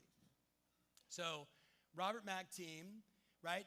He doesn't send out just sold cards, he does case study marketing. So if I was gonna get one thing from you a month, I want the case study of how you helped a buyer. I want the case study of how you helped a seller. So you can see in this piece, they're like, here's what we did, right? Home preparation and marketing with the Robert Mack Group, case study of Nebraska Palace or Place in Costa Mesa. Week 1, hire the contractor, handyman, design, staging, paint, interior, blah, blah, blah, blah, blah, blah. Week 2, seller preparation. We removed the furniture, we staged it, we did this. Week 3, we did that. Week 4, we did this, and boom, what happened? The result, 40 private showings in 5 days, over 5,000 views on Zillow, Realtor, and Redfin. Redfin designated as the hot home. Multiple offers received, sold in 11 days for $86,200 above asking, listed at $998, sold for this, a record price. And then the kicker is the other piece, the before and after photos, where people see the transformation of why he took 4 weeks to do it. Does that make sense? You sending out a just sold card is stupid. You with me? Sold. Well, duh, in this market, surprise. Right? Think about it. But instead, they tell the story of when you list with us, we don't just put it in the MLS. We do all of these things because our clients want record prices. And we have a playbook that we run that makes that happen. That's a really good marketing piece. I love this marketing piece. Who can tell me why? What was it again? Why do I like the QR code? Okay, have you guys been to a restaurant in the last 20 months? I was at one last night. There was a menu. I was like, whoa, what? I don't know how to use this. I want it on my phone where it's safe, right? QR codes will last, like, I remember when they came out in 2011 at the National Association of Realtors, and like everybody was like, I'm putting a QR code on everything, and no one liked it and no one used it. But COVID put QR codes on steroids, and they'll last for a little bit longer. But you know what's great about this? It's really hard to really measure effectively direct mail outside of, I know I mailed to this community and I got a few phone calls, but you'd get a few phone calls. But what was hard is how many people went to my website, how many people went to my Zillow page, how many people went to my Google My Business page. By putting the QR code on there, you're driving them right back to your GMB, your website, your Zillow page, whatever it is you want. Now you're seeing the site traffic increase. That's why you want to do it. That's why I love it. All right, let's go to number 6, for your very best. So the timing is good. You ready? Write this in your notes. Write this in your notes. No gifts for your past clients until January. Write it down. No gifts for your past clients until January. Why do you guys think I'm saying that? You're like, I don't even want to buy my past clients a gift. So what are you talking about? I want to never talk to them again. No. If I send you a gift in January, which I have been guilty of doing that in the past, or excuse me, in December, you're inundated by everything else in Thanksgiving and Christmas cards and holiday cards and Hanukkah and everything else. So you send it in January, you send it in February with a thoughtful handwritten note that says, I was thinking about helping you guys last year and what we went through, the first offer, then the second offer, and finally, it wasn't the third offer. We finally found your home. And it was just a pleasure to work with you guys, and I'm just so happy you got to spend your first holidays there. Love and kisses, Tom, your favorite realtor, right? And then there's a bottle of wine, or there's something that's meaningful for them. You with me? And it shows up in February, has much greater impact than one of many that they got in November, December. Does that make sense? Okay, so here's one. My client John in Beverly Hills, super, super smart. He took the 100 people that either refer him the most or have used him the most, and he's like, what do you get for, he's in Beverly Hills, right? So John's gonna do, $500-600 million in sales, has a monster business, very successful, he and his wife Lauren, just salt of the earth, good human beings. He was like, look, I used to send him wine, and then people would say to me, oh, by the way, I stopped drinking like 10 years ago, and you're sending me wine, thanks. And then he was like, what do you get for someone that is worth the kind of money that it takes to buy an $80 million house? He's like, the only thing I thought I can give him is either access or information, which I thought was really smart. So he buys 100 copies of Tony Robbins' Money Mastery book, thinking, whatever, $15, $20 book, but he mails it out to 100 people with a handwritten note that said, I read this book and I thought about you and I thought about all the time and the insights that you shared with me. I found this book impactful. I hope you find it as well. Just know that I'm always thinking about you. Love and kisses, John and Lauren, and sends out the 100 books. And everyone, oh my God, hey, I've already read that. It was an amazing book. Oh, I wasn't aware of that. Hey, how's, blah, blah, blah. Like it created all this dialogue with his 100 best clients. Does that make sense? Just something to think about, right? All right, number 9, you need to be doing 2 community events a year. 2 community events a year. I don't care if that is the Halloween patch, which we just missed. I don't care if that means you're gonna go buy 100 turkeys and you're gonna give them out to people, right? I don't care, but look up here, guys. Look up here. We are in a relationship business, yes or yes? If you can break bread, have fun, have a drink, be social, connect with them, people love it. But Tom, I don't really like people. You picked a weird business, right? Find the face of your business. You be the operator. Let the face go do it. 2 community events a year. And I'll tell you right now, guys, the event that I'd be doing more than anything else, and you really, like the timing on this is super delicate, taxes. All the tax laws are going to change next year. Is everybody clear on that? And they're not going down. And what are you going to do if the 1031 exchange potentially goes away or gets lessened? So who's your best 1031 exchange attorney expert that you could do a Zoom call and invite all of your database to come join? Who is your best stager that you could talk about home staging? Who's the best person in your group to talk about taxes and what to prepare for? Now you might say, well, I don't know anything. That's why you bring an expert in and say, I wanted to get educated, and then I thought, if I'm going to get educated, I thought I'd invite all my best friends and my past clients in Sphere. Come join us. Let's listen to this person. And you know what you do, my friends? You become that person. They're like, wow, like, she's really cool. She introduced me to a decorator, a designer, a this, a that. I learned more about this and more about that because you're just getting people involved. Make sense? Okay, the other one that I love is you got to do a client appreciation party. Now, probably hard to get it done between now and the end of the year, but why not do it in February or March? Why not do it between February and March? Why not plan a big spring blowout? Why not do a everyone leaves because it's hot in the summer party in like June or July? My friends, I throw parties for my clients, and yet like last night, just drinks and fun and hanging out and whatever it is, because you know what? When we break bread and we have a glass of wine and we get more intimate beyond just business, that's when the relationship gets sticky, yes or no? Yes or no, guys? But Tom, I don't have the budget for this. Then make it a potluck and say, I'm bringing this. Everybody bring something. My buddy Scott, who used to run a little company called Bank of America, you guys familiar with them? Right? He's got a huge ranch in Texas. He was like, come to the annual Scott and his wife hog thing in the ground, whatever that is. Like they're cooking a pig roast, thank you. You can see that I'm a really good Texan now. A hog thing in the ground, pig roast. They call it barbecue, I think. I'm reading about this. But the whole thing, this is, it's Scott Harkless, right? He's doing this monster thing that he's done forever. And you know what? It's a big community function. He brings in past clients and friends, and it's just a great thing. So stop for a second. Look at that list before we transition and ask yourself, what are the new plays I need to run in 2022? And then write them in your notes. What are the new plays you need to run in 2022 to improve your business and make it sustainable? What are you going to do? What are you going to do? What are you going to do? What are you going to do? I say run plays that work. And by the way, you're taking a photo of the slides, dude. I'm going to get you all the slides. Don't worry about it, but I appreciate it. Are you taking a picture of me? Me drinking bourbon on stage? Yes, let's go. All right, so do me a favor right now and tell your neighbor what are the 3 to 5 most important things you're going to do from this morning. What are the 3 to 5? You're going to get your Google My Business page done? You're going to add 100 photos? What are you going to do? Tell your neighbor.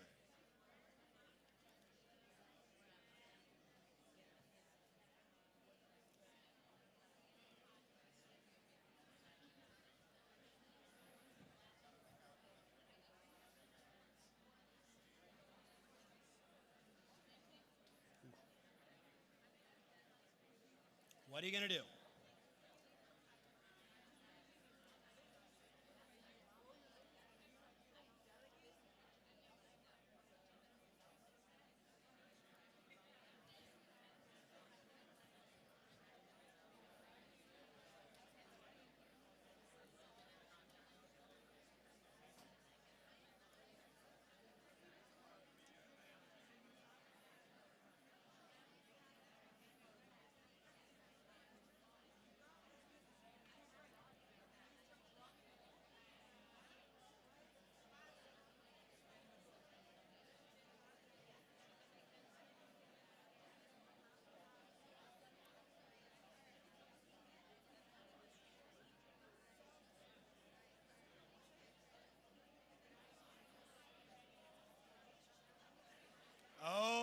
Okay, so come back to me. Shh. Can you please read that phrase out loud? On three, ready, 1, 2, 3.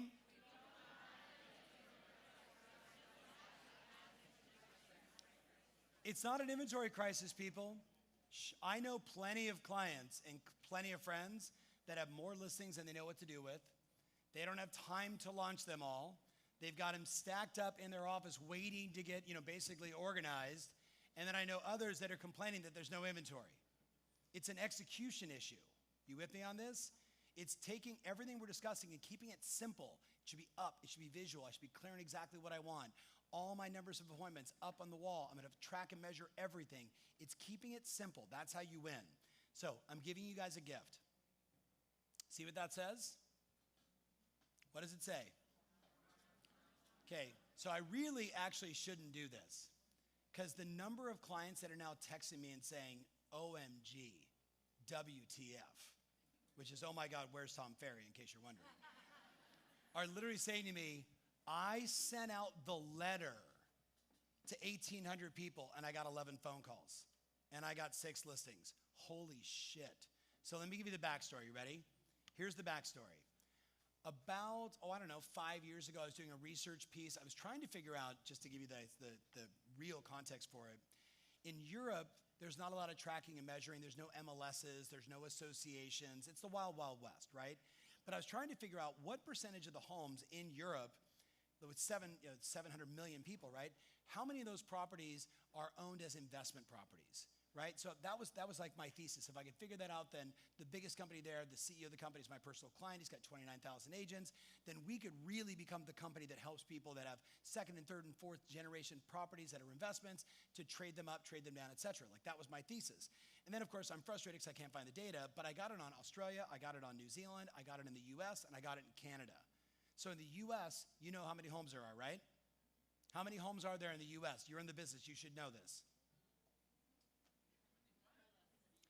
Do I need to speak slower? How many homes are there in the US? There's 138 million. You should know that number. There's 138 million homes in the US. More interesting is that 22 million of them are SFRs, single family residences, anybody? Are SFRs that are owned by investors. So 22 million of the 138 are investment properties. But here's a fun fact. You ready? 80% of them are owned by people like you and I, mom and pop investors. Once you get north of 10 doors, you are deemed an institutional investor, and now there's a whole series of additional write-offs and benefits that you gain, right? But 80% of them it's like your parents own two investment properties. You know what I mean? It's like, that's the typical scenario. And they bought them 10 years ago, 20 years ago, 30 years ago, or grandma passed away, God bless her, and they kept the property and they made it a rental, right?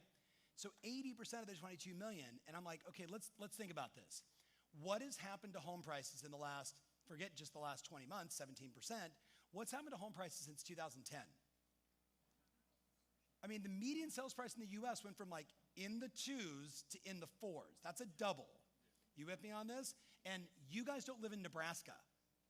You with me? You don't live in like Southern Illinois, where one of my clients, who her average sales price went from $89,000 to now it's $195,000, and she is killing it. Can you imagine selling an $89,000 house? Everybody in Normal, Illinois, that's actually the name of the city, Normal. I'm like, it should be called Abby Normal, but that's me. Everybody there sells 50, 60, 80 homes a year. You want to know why? Because they have to. Because when your average commission is $1,300 or $800, right? So everything has got up in value. My thesis was, if I was an investor today, which I am, and I get phone calls like, hey, you bought that duplex in Costa Mesa for $750. It's now worth $2.5 million. Have you had any thoughts of trading it up, 1031 exchanging? The answer is, I'm always interested. Do you have something else I can trade it into? You guys with me on this? Yes or no? Okay, that's the game. It's Monopoly, right? That's the game we're playing. So I start looking at my clients and saying, okay, look, step one is just pull the list in your marketplace, right? Go to your title rep. Do you guys know what I'm talking about? and say, hey, can you guys pull up some research for me in the tax records to let me know how many single family residences are owned in my area under an LLC or an LLP or an S Corp or a C Corp, or you just see the same name and they own like 5 or 6 properties, right? And the first thing you want to do is just compile the list. And then you start realizing, OMG, there's people that live all around me that own 5, 8, 10, 15, 20 units. And then what do I want to do? I want to create a campaign, right? So a bunch of my clients, right, the Brit Bear specifically, he takes we just start riffing on like what the letter could be. Now, he didn't send the letter out in a Keller Williams envelope. It was sent out in a hand-addressed, hand-stamped, non-branded envelope. So everybody with me on this? And it would be even better if the card was this big and it was cream colored and there was a wedding cake stamp on it. How many of you know what I'm talking about? Because the whole game is get them to open it up. But if it says Banana Realty, this company, that company, they're like, real estate, trash, right? But instead, and again, it gets mailed to their house, to the owner's house, not the investment properties. Here's the letter. Hope this finds you doing well. I've been searching for a home in blank neighborhood, name the neighborhood for my client. They've been looking for a single family home. When I showed them the homes in this neighborhood, they fell in love with the area, but as you know, there's nothing on the market. I saw that you own a property at 124 Banana Street. It's an investment property. I'm curious, with prices peaking and interest rates so low, would you be against selling that property? So would you be against it? We can work with your tenants in finding a new home. And of course, because I work with lots of investors, it'll be painless for you. If you have any thoughts about trading up, I can facilitate that through a 1031 exchange with no tax consequences here in Arizona or across the US. Would you let me know by simply texting me yes or no? So he sends this out to like 1,800 people. And he talked about this at the summit. He's like, all of a sudden my phone's blowing up. No, no, no, no, no, no, no. And he would do this. Thank you so much. Because you're not in my phone, I assume you got my letter. Can you please give me your address so I know not to market to you anymore? And they go, that property's 12345 Banana Street. And he's like, oh, tax search. Thank you, Mr. Jones. I appreciate that. I'm curious though, at what price would you sell that property? After the no. You guys with me on this? It's beautiful. And then he starts getting yeses. And he told the story in front of, thousands of people at my conference recently. He's like, all of a sudden it's like, yeah, we want to sell. We've been thinking about selling. Oh, I own 8 other properties. Could you sell those also? From one letter. Does that make sense?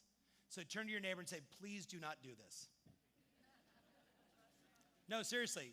Because if all of you do it, it'll ruin it. But if 8 of you do it, you'll make a fortune. Look at the thing on the left. Here's what he said. He sent out 6,350 letters. That was as of 9/21. Conversion rate was only 2%. Cost of the letter was $7,000. Total in commission profit, $122,000. Spend 7, make 122. Who would do that? Say aye. Right? So what if you said, I'm not going to send out that many. I'm going to do 1,000, 800, whatever. But start. Does that make sense? All right, that's him, by the way. Level 10, no apologies.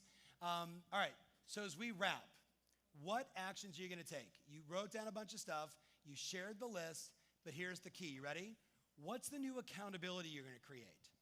Because it's easy to sit with your buddy in a seminar and go, I'm going to do this, I'm going to do this, and then you go back to your office.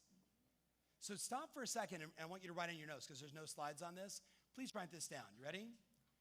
What change do you need to make to your office between now and the end of the year? You with me? Like maybe you need to go in and take everything that's in your office and throw it in the trash.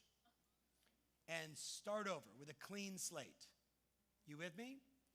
Maybe you need a living plant in your office and you name it client experience.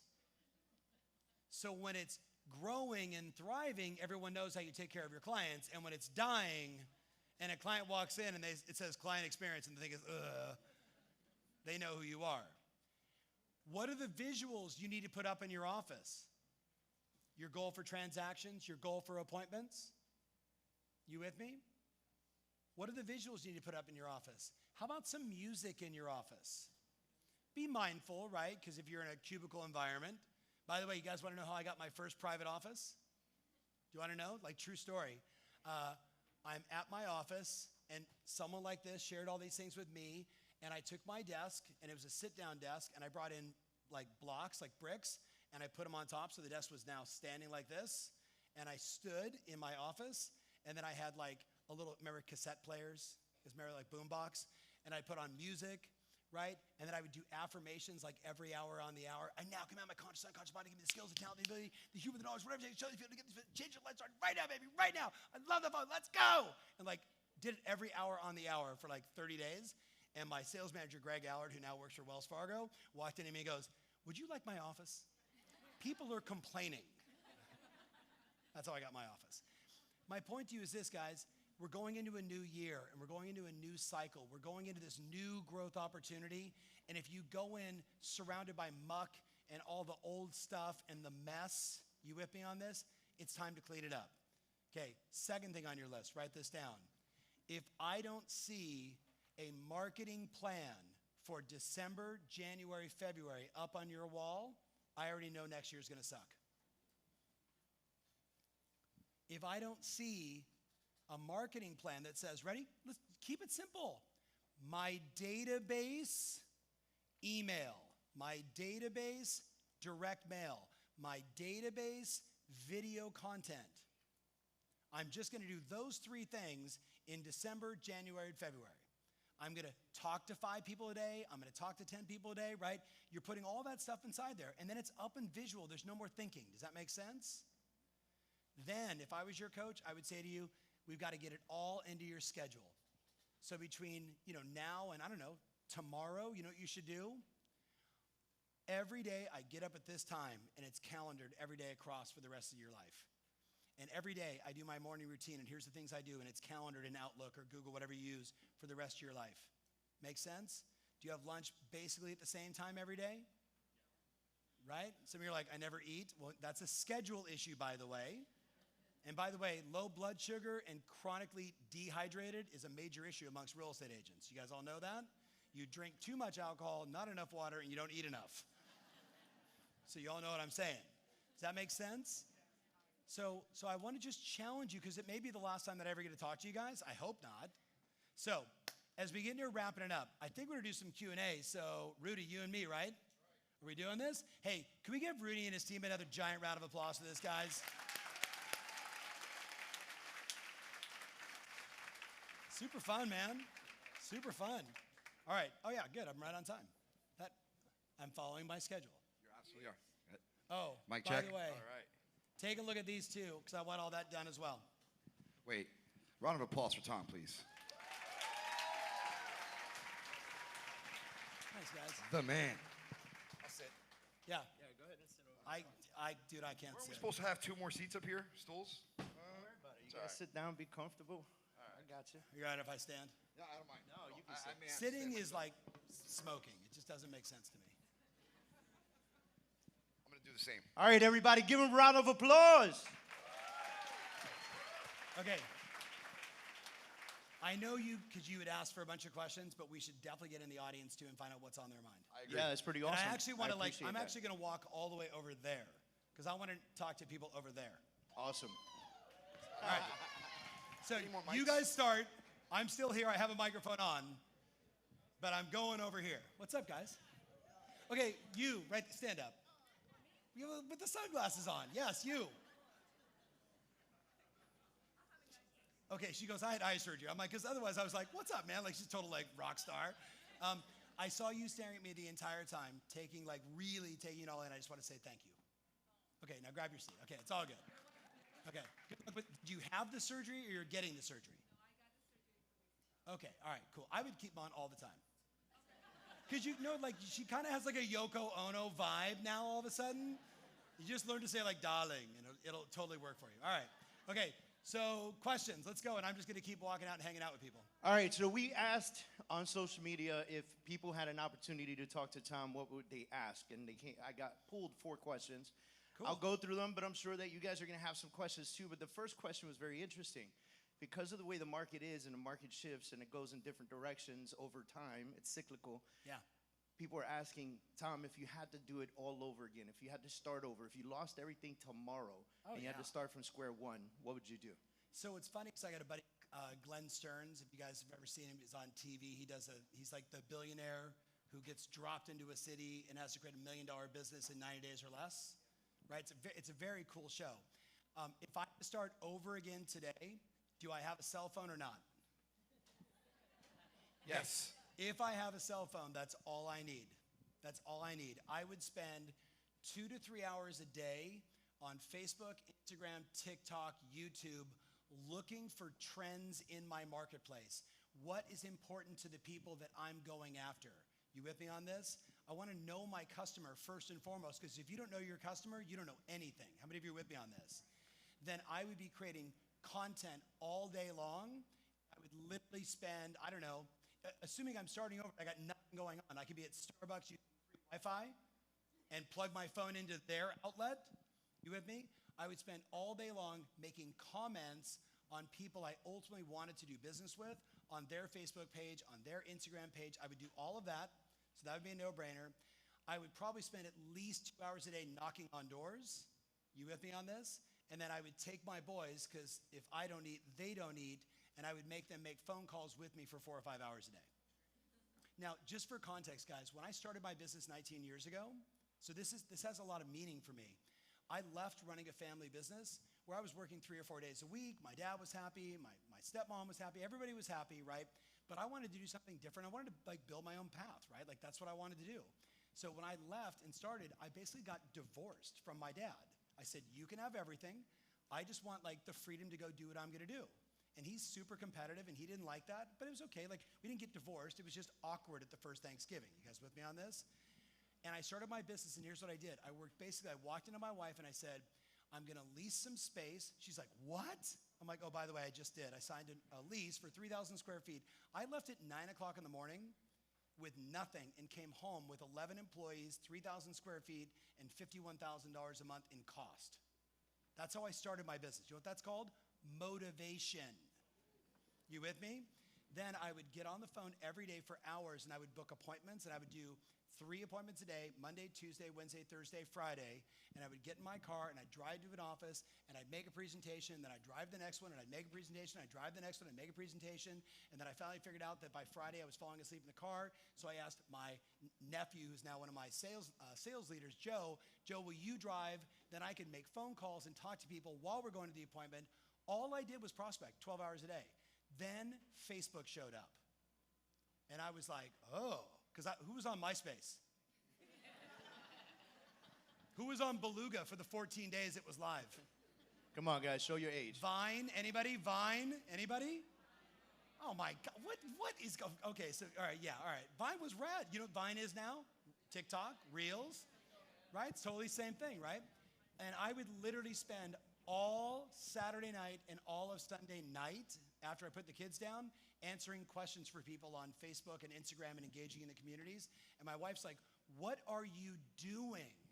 Sitting there on your computer on Facebook, you're not in college. And you know what I told her? I'm prospecting. I'm building relationships. I'm contacting people and connecting with people. And that's all I did. We did $2 million in revenue our first year. We did $6 million the next year. We did $10 million the next year, because I just worked my face off. Most of you look up here. You see this guy? I'm a grinder by nature. I will outwork all of you. All of you. And I thank you, right? You want to know why?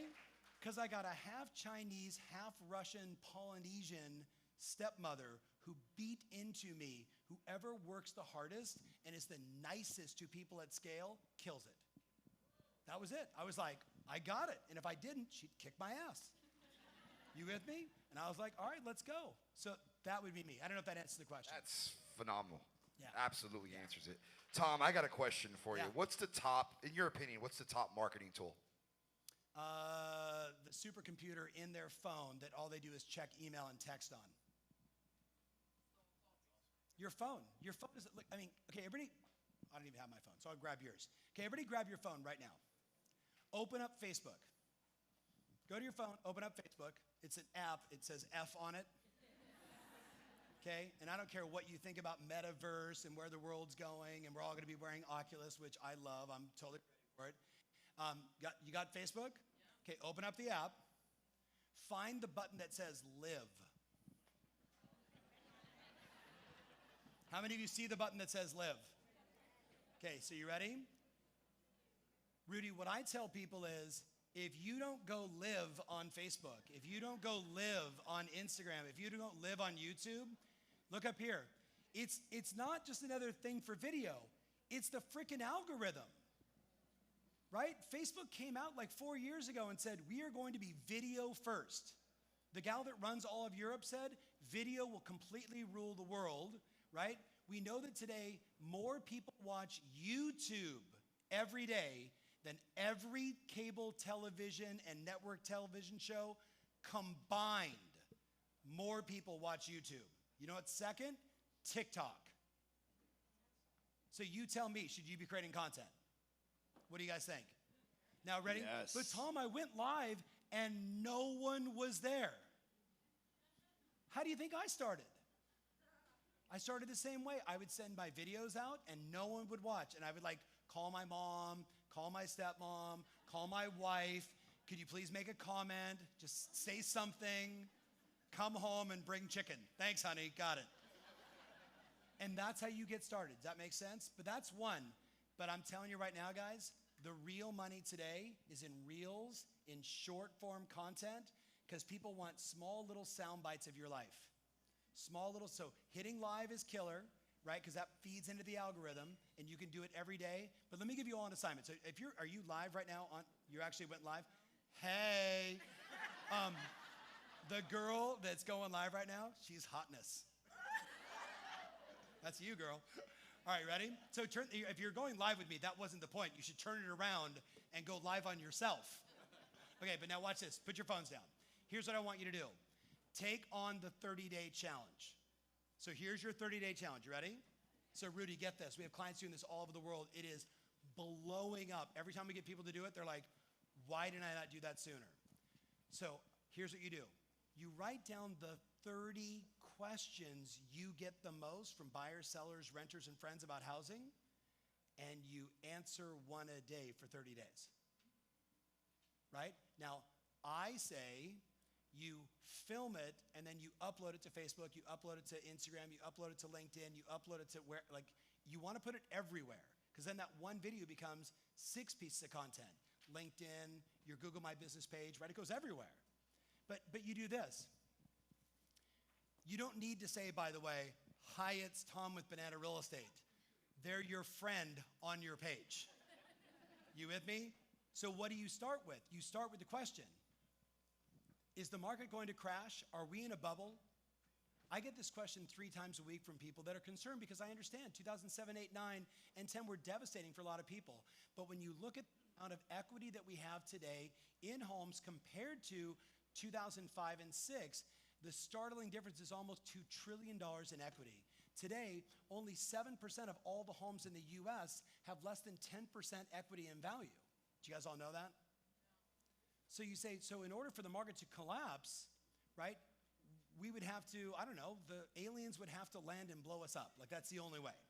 So there's my answer. Somebody asked me this morning on my Instagram stories, I'm thinking about buying my first house, Mr. Ferry. What do you recommend? Isn't the world going to fall apart? I'm like, I'm buying a 9-plex as we speak. What the hell are you talking about? Like, what headline is that person reading? You know what? It's a great one. Take 5 or 6 negative headlines and then tell the truth. Because you're going to start seeing headlines like this. This one just came out.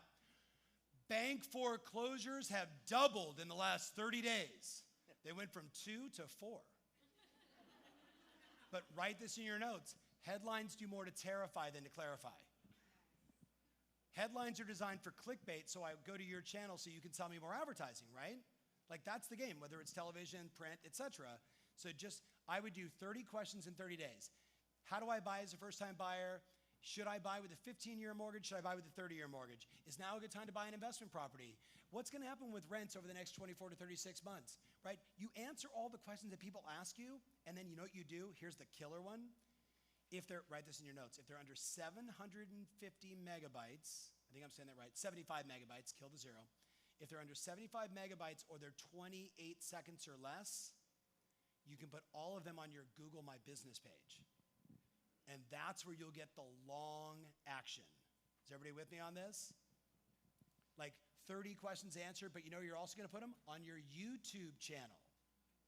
Can I give you guys one more? Okay. Could one of you please do a monthly how's the market in your town? Hi, I'm Tom Ferry, Banana Real Estate. I've been selling real estate here in Passaic for 5 years, studying the market every single day. In the last 30 days, we had 27 new homes come on the market. All 27 went under contract in less than 3, you tell the story like a newscaster of the market. You do that every month. And then what happens is after 2 years or 3 years, people start to say, she's the only person to call in town. She knows more than anyone else. Everyone's doing that? All right, so first of all, you say everyone, and I call, and you have 10 agents doing it? Okay, so 10 is not everyone. Okay, so no, I love this. But Tom, that's so played out. Everyone is doing it. Okay, so you ready? You want to make it better? Okay, better lighting. Better lighting. Use graphics, and then advertise the show. So look at all those everyone out of the 10,000 agents, everyone 10, everyone. Small town, okay, so 1,000 agents, everyone 10. Do you get the bullshit in that? She's like, okay, it's still played out. Okay, then you don't do it, but I'm gonna do it in your town. She said, no, she's competitive. So you ready? But here's how you kill them. Advertise the show. See, I've been talking about this since 2009. So I'm happy that I finally got 10 people in your town to do it. You with me? But now the next game is putting money behind it and getting 30 and 40 and 50,000 views when everyone else gets 322. Does that make sense? You'll kill it. Or not, I don't care. No, I really don't. If not that, then what are you gonna do?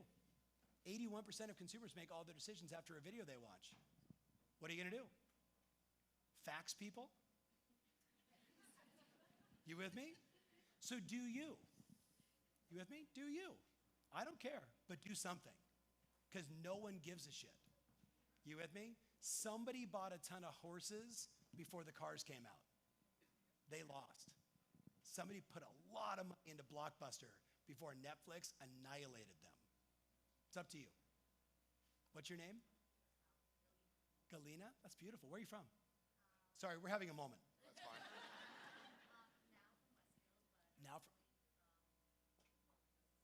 Okay, so formerly from Russia. By the way, any female with an accent outperforms everyone else on the planet. Some of the ladies are like, does Jersey count as an accent? Yes. Yes. So, Galena, female accent, make it better, but the real key is advertising.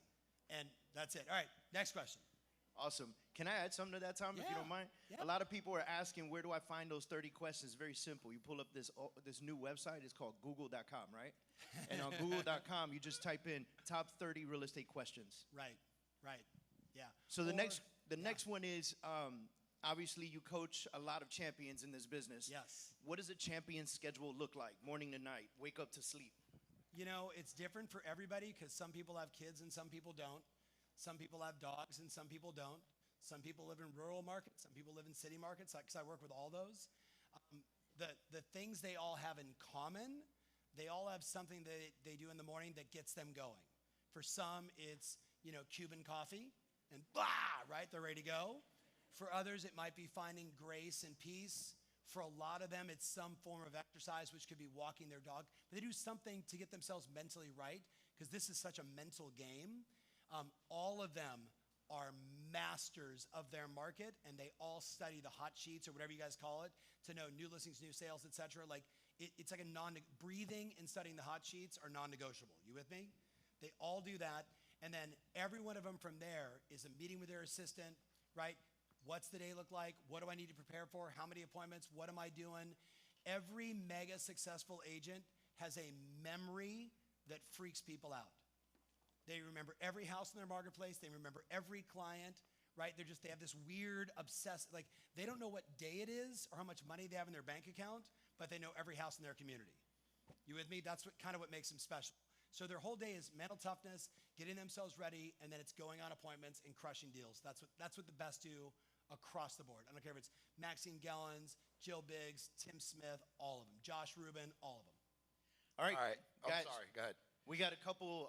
We still have about 10, 15 minutes left. Yeah, I want to get to the let's do some- audience. yeah. So let me start off over on this side, guys. Yeah, I'm coming over here. What do you got? Just raise your hands if you got a question. Yes, you're please on that raise your hand. side, go I'm ahead. on the way. Okay, hold on. I Don't got be the shy, dude, guys. I got Raise the your dude in hands. the back. So no microphone, just yell it out. What's up?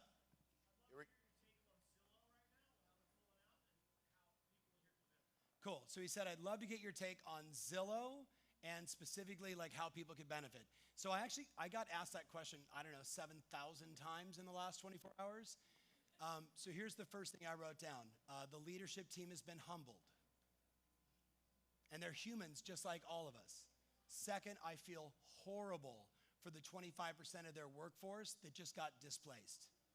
Third, I am rallying to as many of my friends as I can who had Zillow offers that had operationalized 20, 30, 40, 50 people that they had on their agents who had on their salary to cover all these transactions being done. Fourth, right, I'm personally trying to figure out, can I buy as many of those houses as possible at least a 10% discount, because I think that's what's gonna happen, and if you buy in bulk, you can buy cheaper. Now, how does it impact the industry? I have a ton of my clients that have Zillow Flex, but also have Realtor.com VIP that are on HomeLight. They're on everything, right? And Google My Business and their database, because I'm a no wrong way to generate a lead guy. Like I said earlier, don't make negative comments about Zillow right now, because you're making a negative comment about the entire industry. Zillow is a part of the industry just as we all are. Does that make sense? So you might not like them and you may think that the algorithm is stupid and whatever. Who gives a shit? You with me? So here's what I'm telling all my besties. Watch the pricing on Zillow. If it drops, you should advertise there. You with me? I'm not recommending this, but I bought a lot of stock yesterday. Went down to 65 bucks. When there's blood in the water, I jump. I don't know about you guys. Does that make sense? So how do I think it plays out? Don't be shocked when the next earning call happens that Rich and Lloyd, yada, yada, yada, come out and say, this is where we're going, and it's gonna be bold, and it's gonna be exciting, and their stock's gonna go through the roof, because they've got unlimited amounts of capital, and they have all the eyeballs. You with me on this? How many of you guys hear what I'm saying? They have unlimited amounts of capital to deploy, and they got all the eyeballs. You know what they're gonna do? They're gonna start selling agent seller leads, which was the idea before iBuyer showed up. You guys got all the traffic. Why aren't you just saying, curious about the value of your home, we'll get you a good agent? So I think they're gonna create a whole new wave there. Their INT business had like 3.5% increase in EBIT, which means from a profitability standpoint, like that's all their advertising, it's going through the roof. So notice like my answer is a little more tactical. I think about the people, and I think about my own clients, and then I think about the opportunity going forward. Is Zillow going away? What do you guys think? No, but congratulations. They figured out what we all knew. Overpaying for houses at scale is a bad idea. It's okay for your one buyer to overpay, but don't buy 2,000 of them and then fix them up and then start having to decrease the price. That's just a bad idea. But you know what's gonna be more interesting? What's gonna be more interesting is, what does Keller Williams Company do, right? Because they have an iBuyer business. What's gonna happen with Eric Wu and the guys at Open Door? What's gonna happen there? You with me? I think that's more interesting. What's gonna be really interesting is how much more money is raised between now and the end of the year and then into next year of companies trying to go after your database to sell you your own leads back. Because that's the bigger play right now. I probably didn't answer the question in terms of what you were thinking. So what else? You got it? Yeah, I look at it purely pragmatically, just from business. You with me? All right, Cool. Tom, Thank we you for asking. got some interested folks here. Let's go. What's your name? Tiffany has a question for you, Tom. Yes. First off, Tom, thank you for all of the great information. Yeah, thank you. You got great hair. Thank you. Question, you talked a lot about a lot of insight, real estate insight. As you mentioned earlier, there's tons of information out there. Yeah. What are some of your go-to sources? Oh, good question. Okay. So if you watch any of my content, I do a thing called Mindset Mondays. And this Mindset Monday that's gonna come out in a couple of days, you know what it says? Turn off the news for the next 30 days and watch what happens to your life. You with me? Because constant negative news, Fox News, MSNBC, they're all pieces of shit. You guys with me on this? They're divisive. They make us want to hate each other. I want to create a T-shirt that says basically, fuck cancel, let's go for kindness. You with me? Like, because that's my mindset. So, but now, ready? Oh, no. That's my own personal belief, and thank you for clapping. That's awesome. But that's just my mind. That's called my mom. And my mom was a Mouseketeer, by the way, my actual biological mom. At Disneyland, like 6 foot tall with her giant hair, like 6'3". And Walt Disney said, Walt's like 2'5", and he was like, her, right? So, we sang a lot and fun. In my world, I read Bloomberg. Specifically, I want to know what's going on in the Asian market because that impacts us tremendously. I check basically every day what's going on with the 10-year, every day. I read Housing Wire every day. Do you all read Housing Wire? So 5 of you, you're in that industry called housing. They are the most important media outlet for housing because they cover new construction, companies that are being bought and sold real estate, everything. Like they really do a good job covering the market. They have a free newsletter called Open House, which is just for agents. And it's way better than Inman because it's not who's sleeping with who sensational. It's just here's what's going on and here's what's working. Those, and my all-time favorite is KCM, Keeping Current Matters. Right? And that gives me enough depth to understand Bloomberg, Asia, plus the international marketplaces, what's going on in the US, and then Housing Wire. And then if you want to go baller for $1,500 a month, read Ivy Zelman. Ivy Zelman. Ivy Zelman. But Ivy reports all of her information to like Wall Street. So she goes super heady and super deep. But see, I need to read that stuff too. So when I'm talking to people about development and what's going on and how the world's going to shift and yada, yada, yada, I want to know it all. So thank you for asking. And you do have really great hair. Cool. Okay. All right. Great Anybody hair is a on good this thing. side got a great question? I got one in the back here. She's asking, like, what do I read? What's your name? Okay, Olivia's hold on. got a question, Tom. Oh, she's like, what's your T-shirt? You're going to steal my... No, mine will just say cancel, not... Or it'll say kindness, not cancel. That's probably what the T-shirt will say. Or you'll make it, and then you'll sell me one. Okay. And that, by the way, would be totally fine. I'll buy a lot of them. Tell me your name. Olivia, Olivia, nice to Yes. meet you. Olivia, how old are you? 33. 33. Yeah. Congrats. You look Thank very you. young. That's cool. Thank you, thank you. Yeah. 5 What's up? children. You have 5 children? Yes, I do. Stand up. Holy shit. Okay, hold on. Yeah. Do you remember the Octomom? Yes. Do you remember Octomom? She had 8 kids. She lived like 3 blocks from me. Like she drove around in her G-Wag with like just babies flying out the windows, man. It's just freaking. So congrats. Yeah, that's great. me. Yeah, sweet. Okay, so how can I help, Olivia? So my question is, what is your thoughts on billboards? Yeah. And what would you do different to make sure that it generates a lot of leads? Okay, so the second part of the question was. What would you do different from like the average billboards that you see, showing different real estate agents? What would you do different to make it generate more Okay, leads? so I am a fan of all media. My basic belief is since I'm never looking up while I'm driving, I'm only looking at my phone. You with me? So just keeping it real, right? Like I'm like, with one knee, right? This is why they don't let me drive much. So here's my belief, ready? Billboards are like the last thing you do.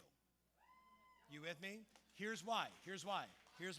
So I coach the CEO of the largest real estate company in Atlanta, Georgia, right? He has 1,800 agents. He's got 32 offices. They crush it in Atlanta.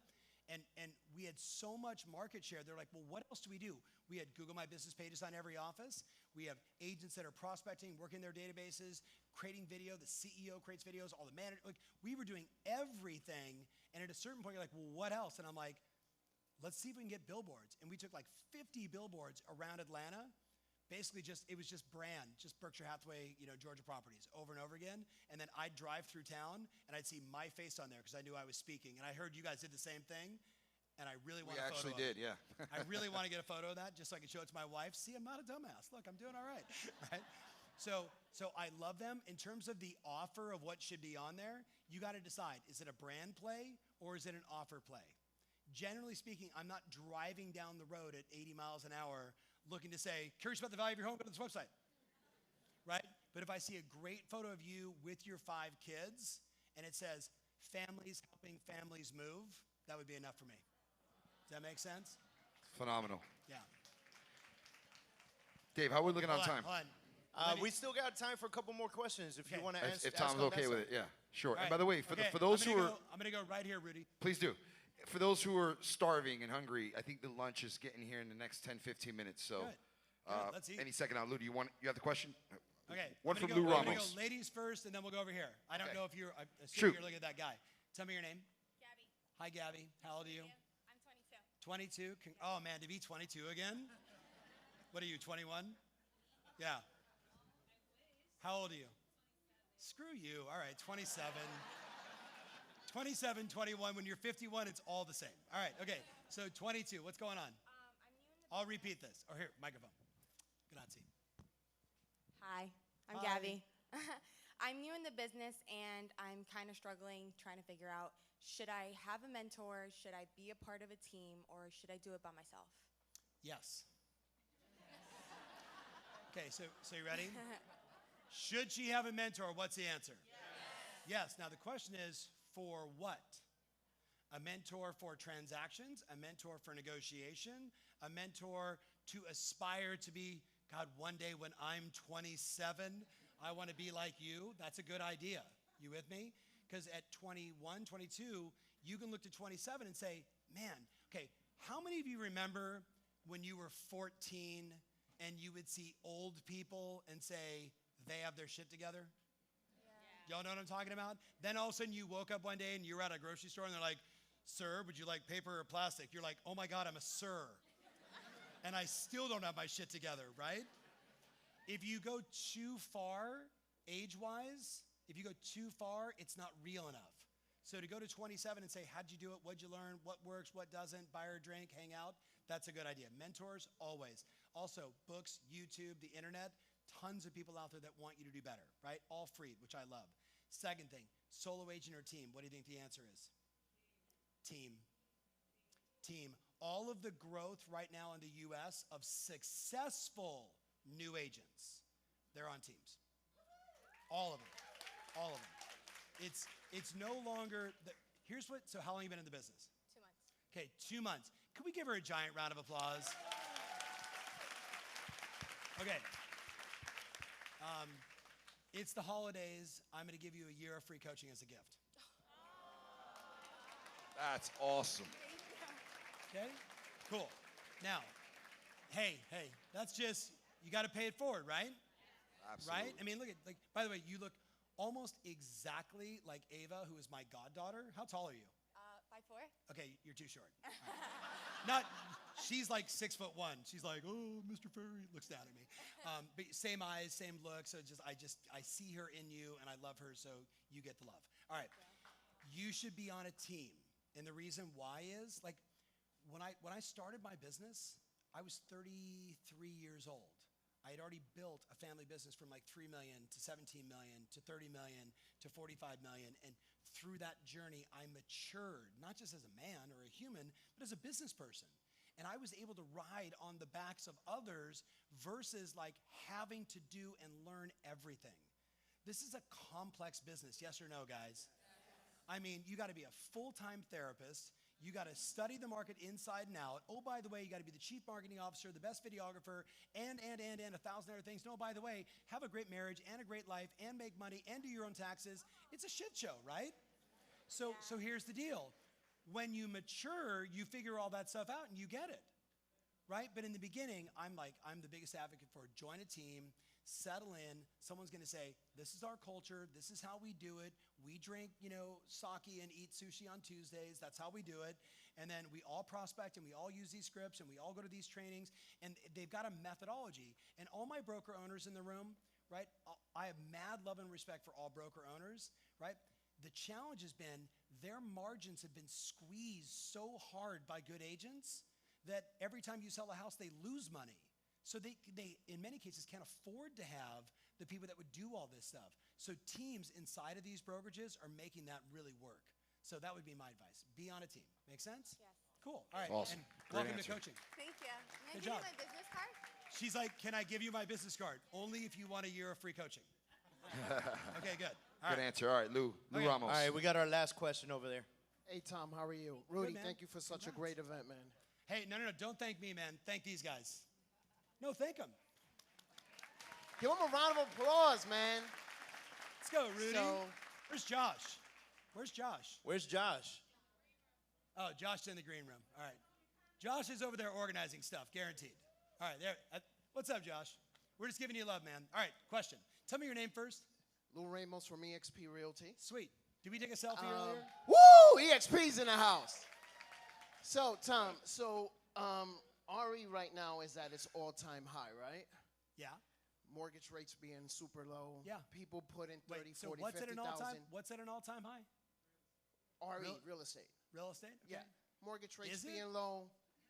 Offers going 30, 40, 50, 60,000. Yeah. I think that this animal at some point, because it's so high that it might tilt over. What data points are you reading? That's the question you ask everyone that goes, my whole world's gonna fall apart.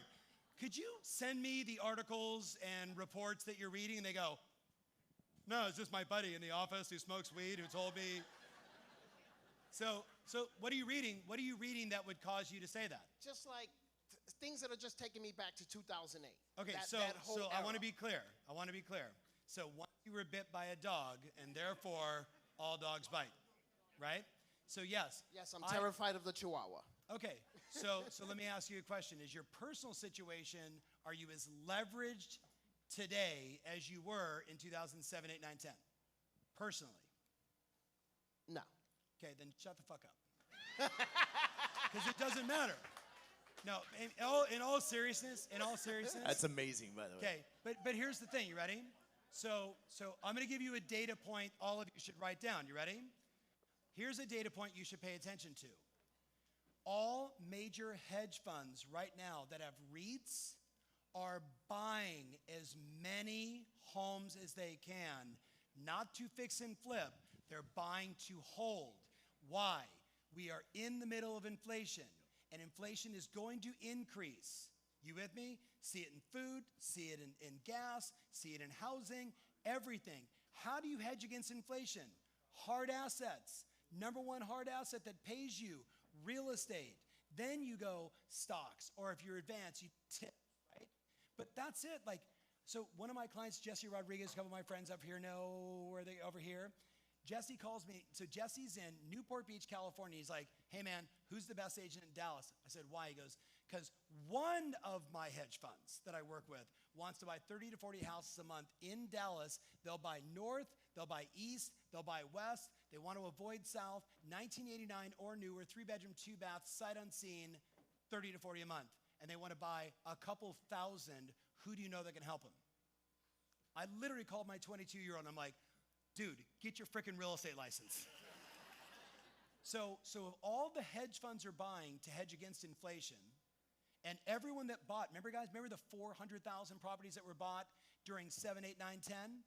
And then I was calling on all big institutions saying, hey man, when are you guys gonna sell these? You've made your return. The 5 years is up, the 7 years is up. And you know what they all said? Why would we sell them? Now we're getting appreciation plus taxes, plus the increases in rents. And you know what they did? They spun them off and they took them public. They spun them off and they created REITs. Guys, you're in housing. Look up here. You don't own enough real estate, bro. You don't own enough real estate. None of you in this room own enough real estate. I'm telling you, right, so I'll give you another data point. There's a guy named Donald Bren. You should Google him, right? So Bren's got to be 86, 87 now. He's on the Forbes top 25 list. My mentor, speaking of my buddy over here, my mentor who passed away a couple years ago, ran his company. They're called the Irvine Company. So Donald Bren, when he was like 77 years old, bought a building in LA called One Santa Monica Place for $360 million, $60 million over the comp. He was in his 70s. You know what he said to my mentor? In 25 years, it'll be a deal. Because everything you buy today in 25 years will be a screaming deal, right or wrong? Right or wrong, guys? Now, I would argue for you being in the business, maybe it's buying Airbnbs, maybe it's just buying straight up rentals, maybe it's like I'm trying to find properties that rent well today, but the lot value, I can have greater yield in the future that I can scrape them and maybe build condos and sell them for a bigger profit or hold them forever. That's the game. How many hours a day are you spending or how many hours a week are you personally spending looking for deals in your marketplace? If you all started a campaign in your business called Deal of the Month and once a month you send an email out to everybody on your list. Here's the best deal I found this month. And you actually told the story of my team and I get together and we go through the entire MLS, then we go through all the off-market transactions, then we call in a bunch of our owners that own a bunch of multifamily, and we just try to identify one smoking hot deal, either by greater increase in yield because you tore it down and fixed it up, or because we think the appreciation or the fact that we know Costco is going over there and home prices are going to go up. And once a month, we offer it out to our email list, first come, first serve. And every agent that does that is killing it. And you know what they find? All the investors in their marketplace, all the people that want deals, and you know what they also do? They buy their own deals. Does that make sense? You guys, I say this in a loving way. Many of you, you work for tips called commissions. The real money is in owning it. And don't get me wrong, when you make, you know, 100,000, 200,000, 500,000, when you barely get out of high school and make any money, like shit, this is good, right? But own enough real estate and you change the generations, you know, your family changes forever. That should be the game. Turn to your buddy and say, you don't know enough real estate. Dave, hold on one second. I know we said that was the last one, but she's screaming at me over here. All right, talk to me. Tell me your name. Julia Gaffney, Keller Williams Prosperity, Wayne. All right. I just want to say thank you. I am a coaching client. You changed my business 2 years ago. Thank you. Hey, thank you. Yeah, it's awesome. Top 1% in the Garden State MLS because of you. Whoa, whoa, whoa. Say it again. Top 1% in the Garden State MLS because of you. Give her a giant round of applause. Because of you. Thank you. Now the major question behind that is, who's your title company of choice? We'll discuss that later. Oh, let's go. Who's the title company of choice? Who you working with? But we'll discuss that later, okay? Hey, really fast. Hey, Rudy, before we're done, and Look I at know Vanessa. we're She gonna got her hang card out. already. Really fast. Everybody grab your phone really quick. Do me a favor. Grab your phone. Open up Instagram. Open up Instagram. Okay? No, don't take a picture of me. Take a picture of you. I'd love that too. No. Open up Instagram, and if you're not following me, follow me.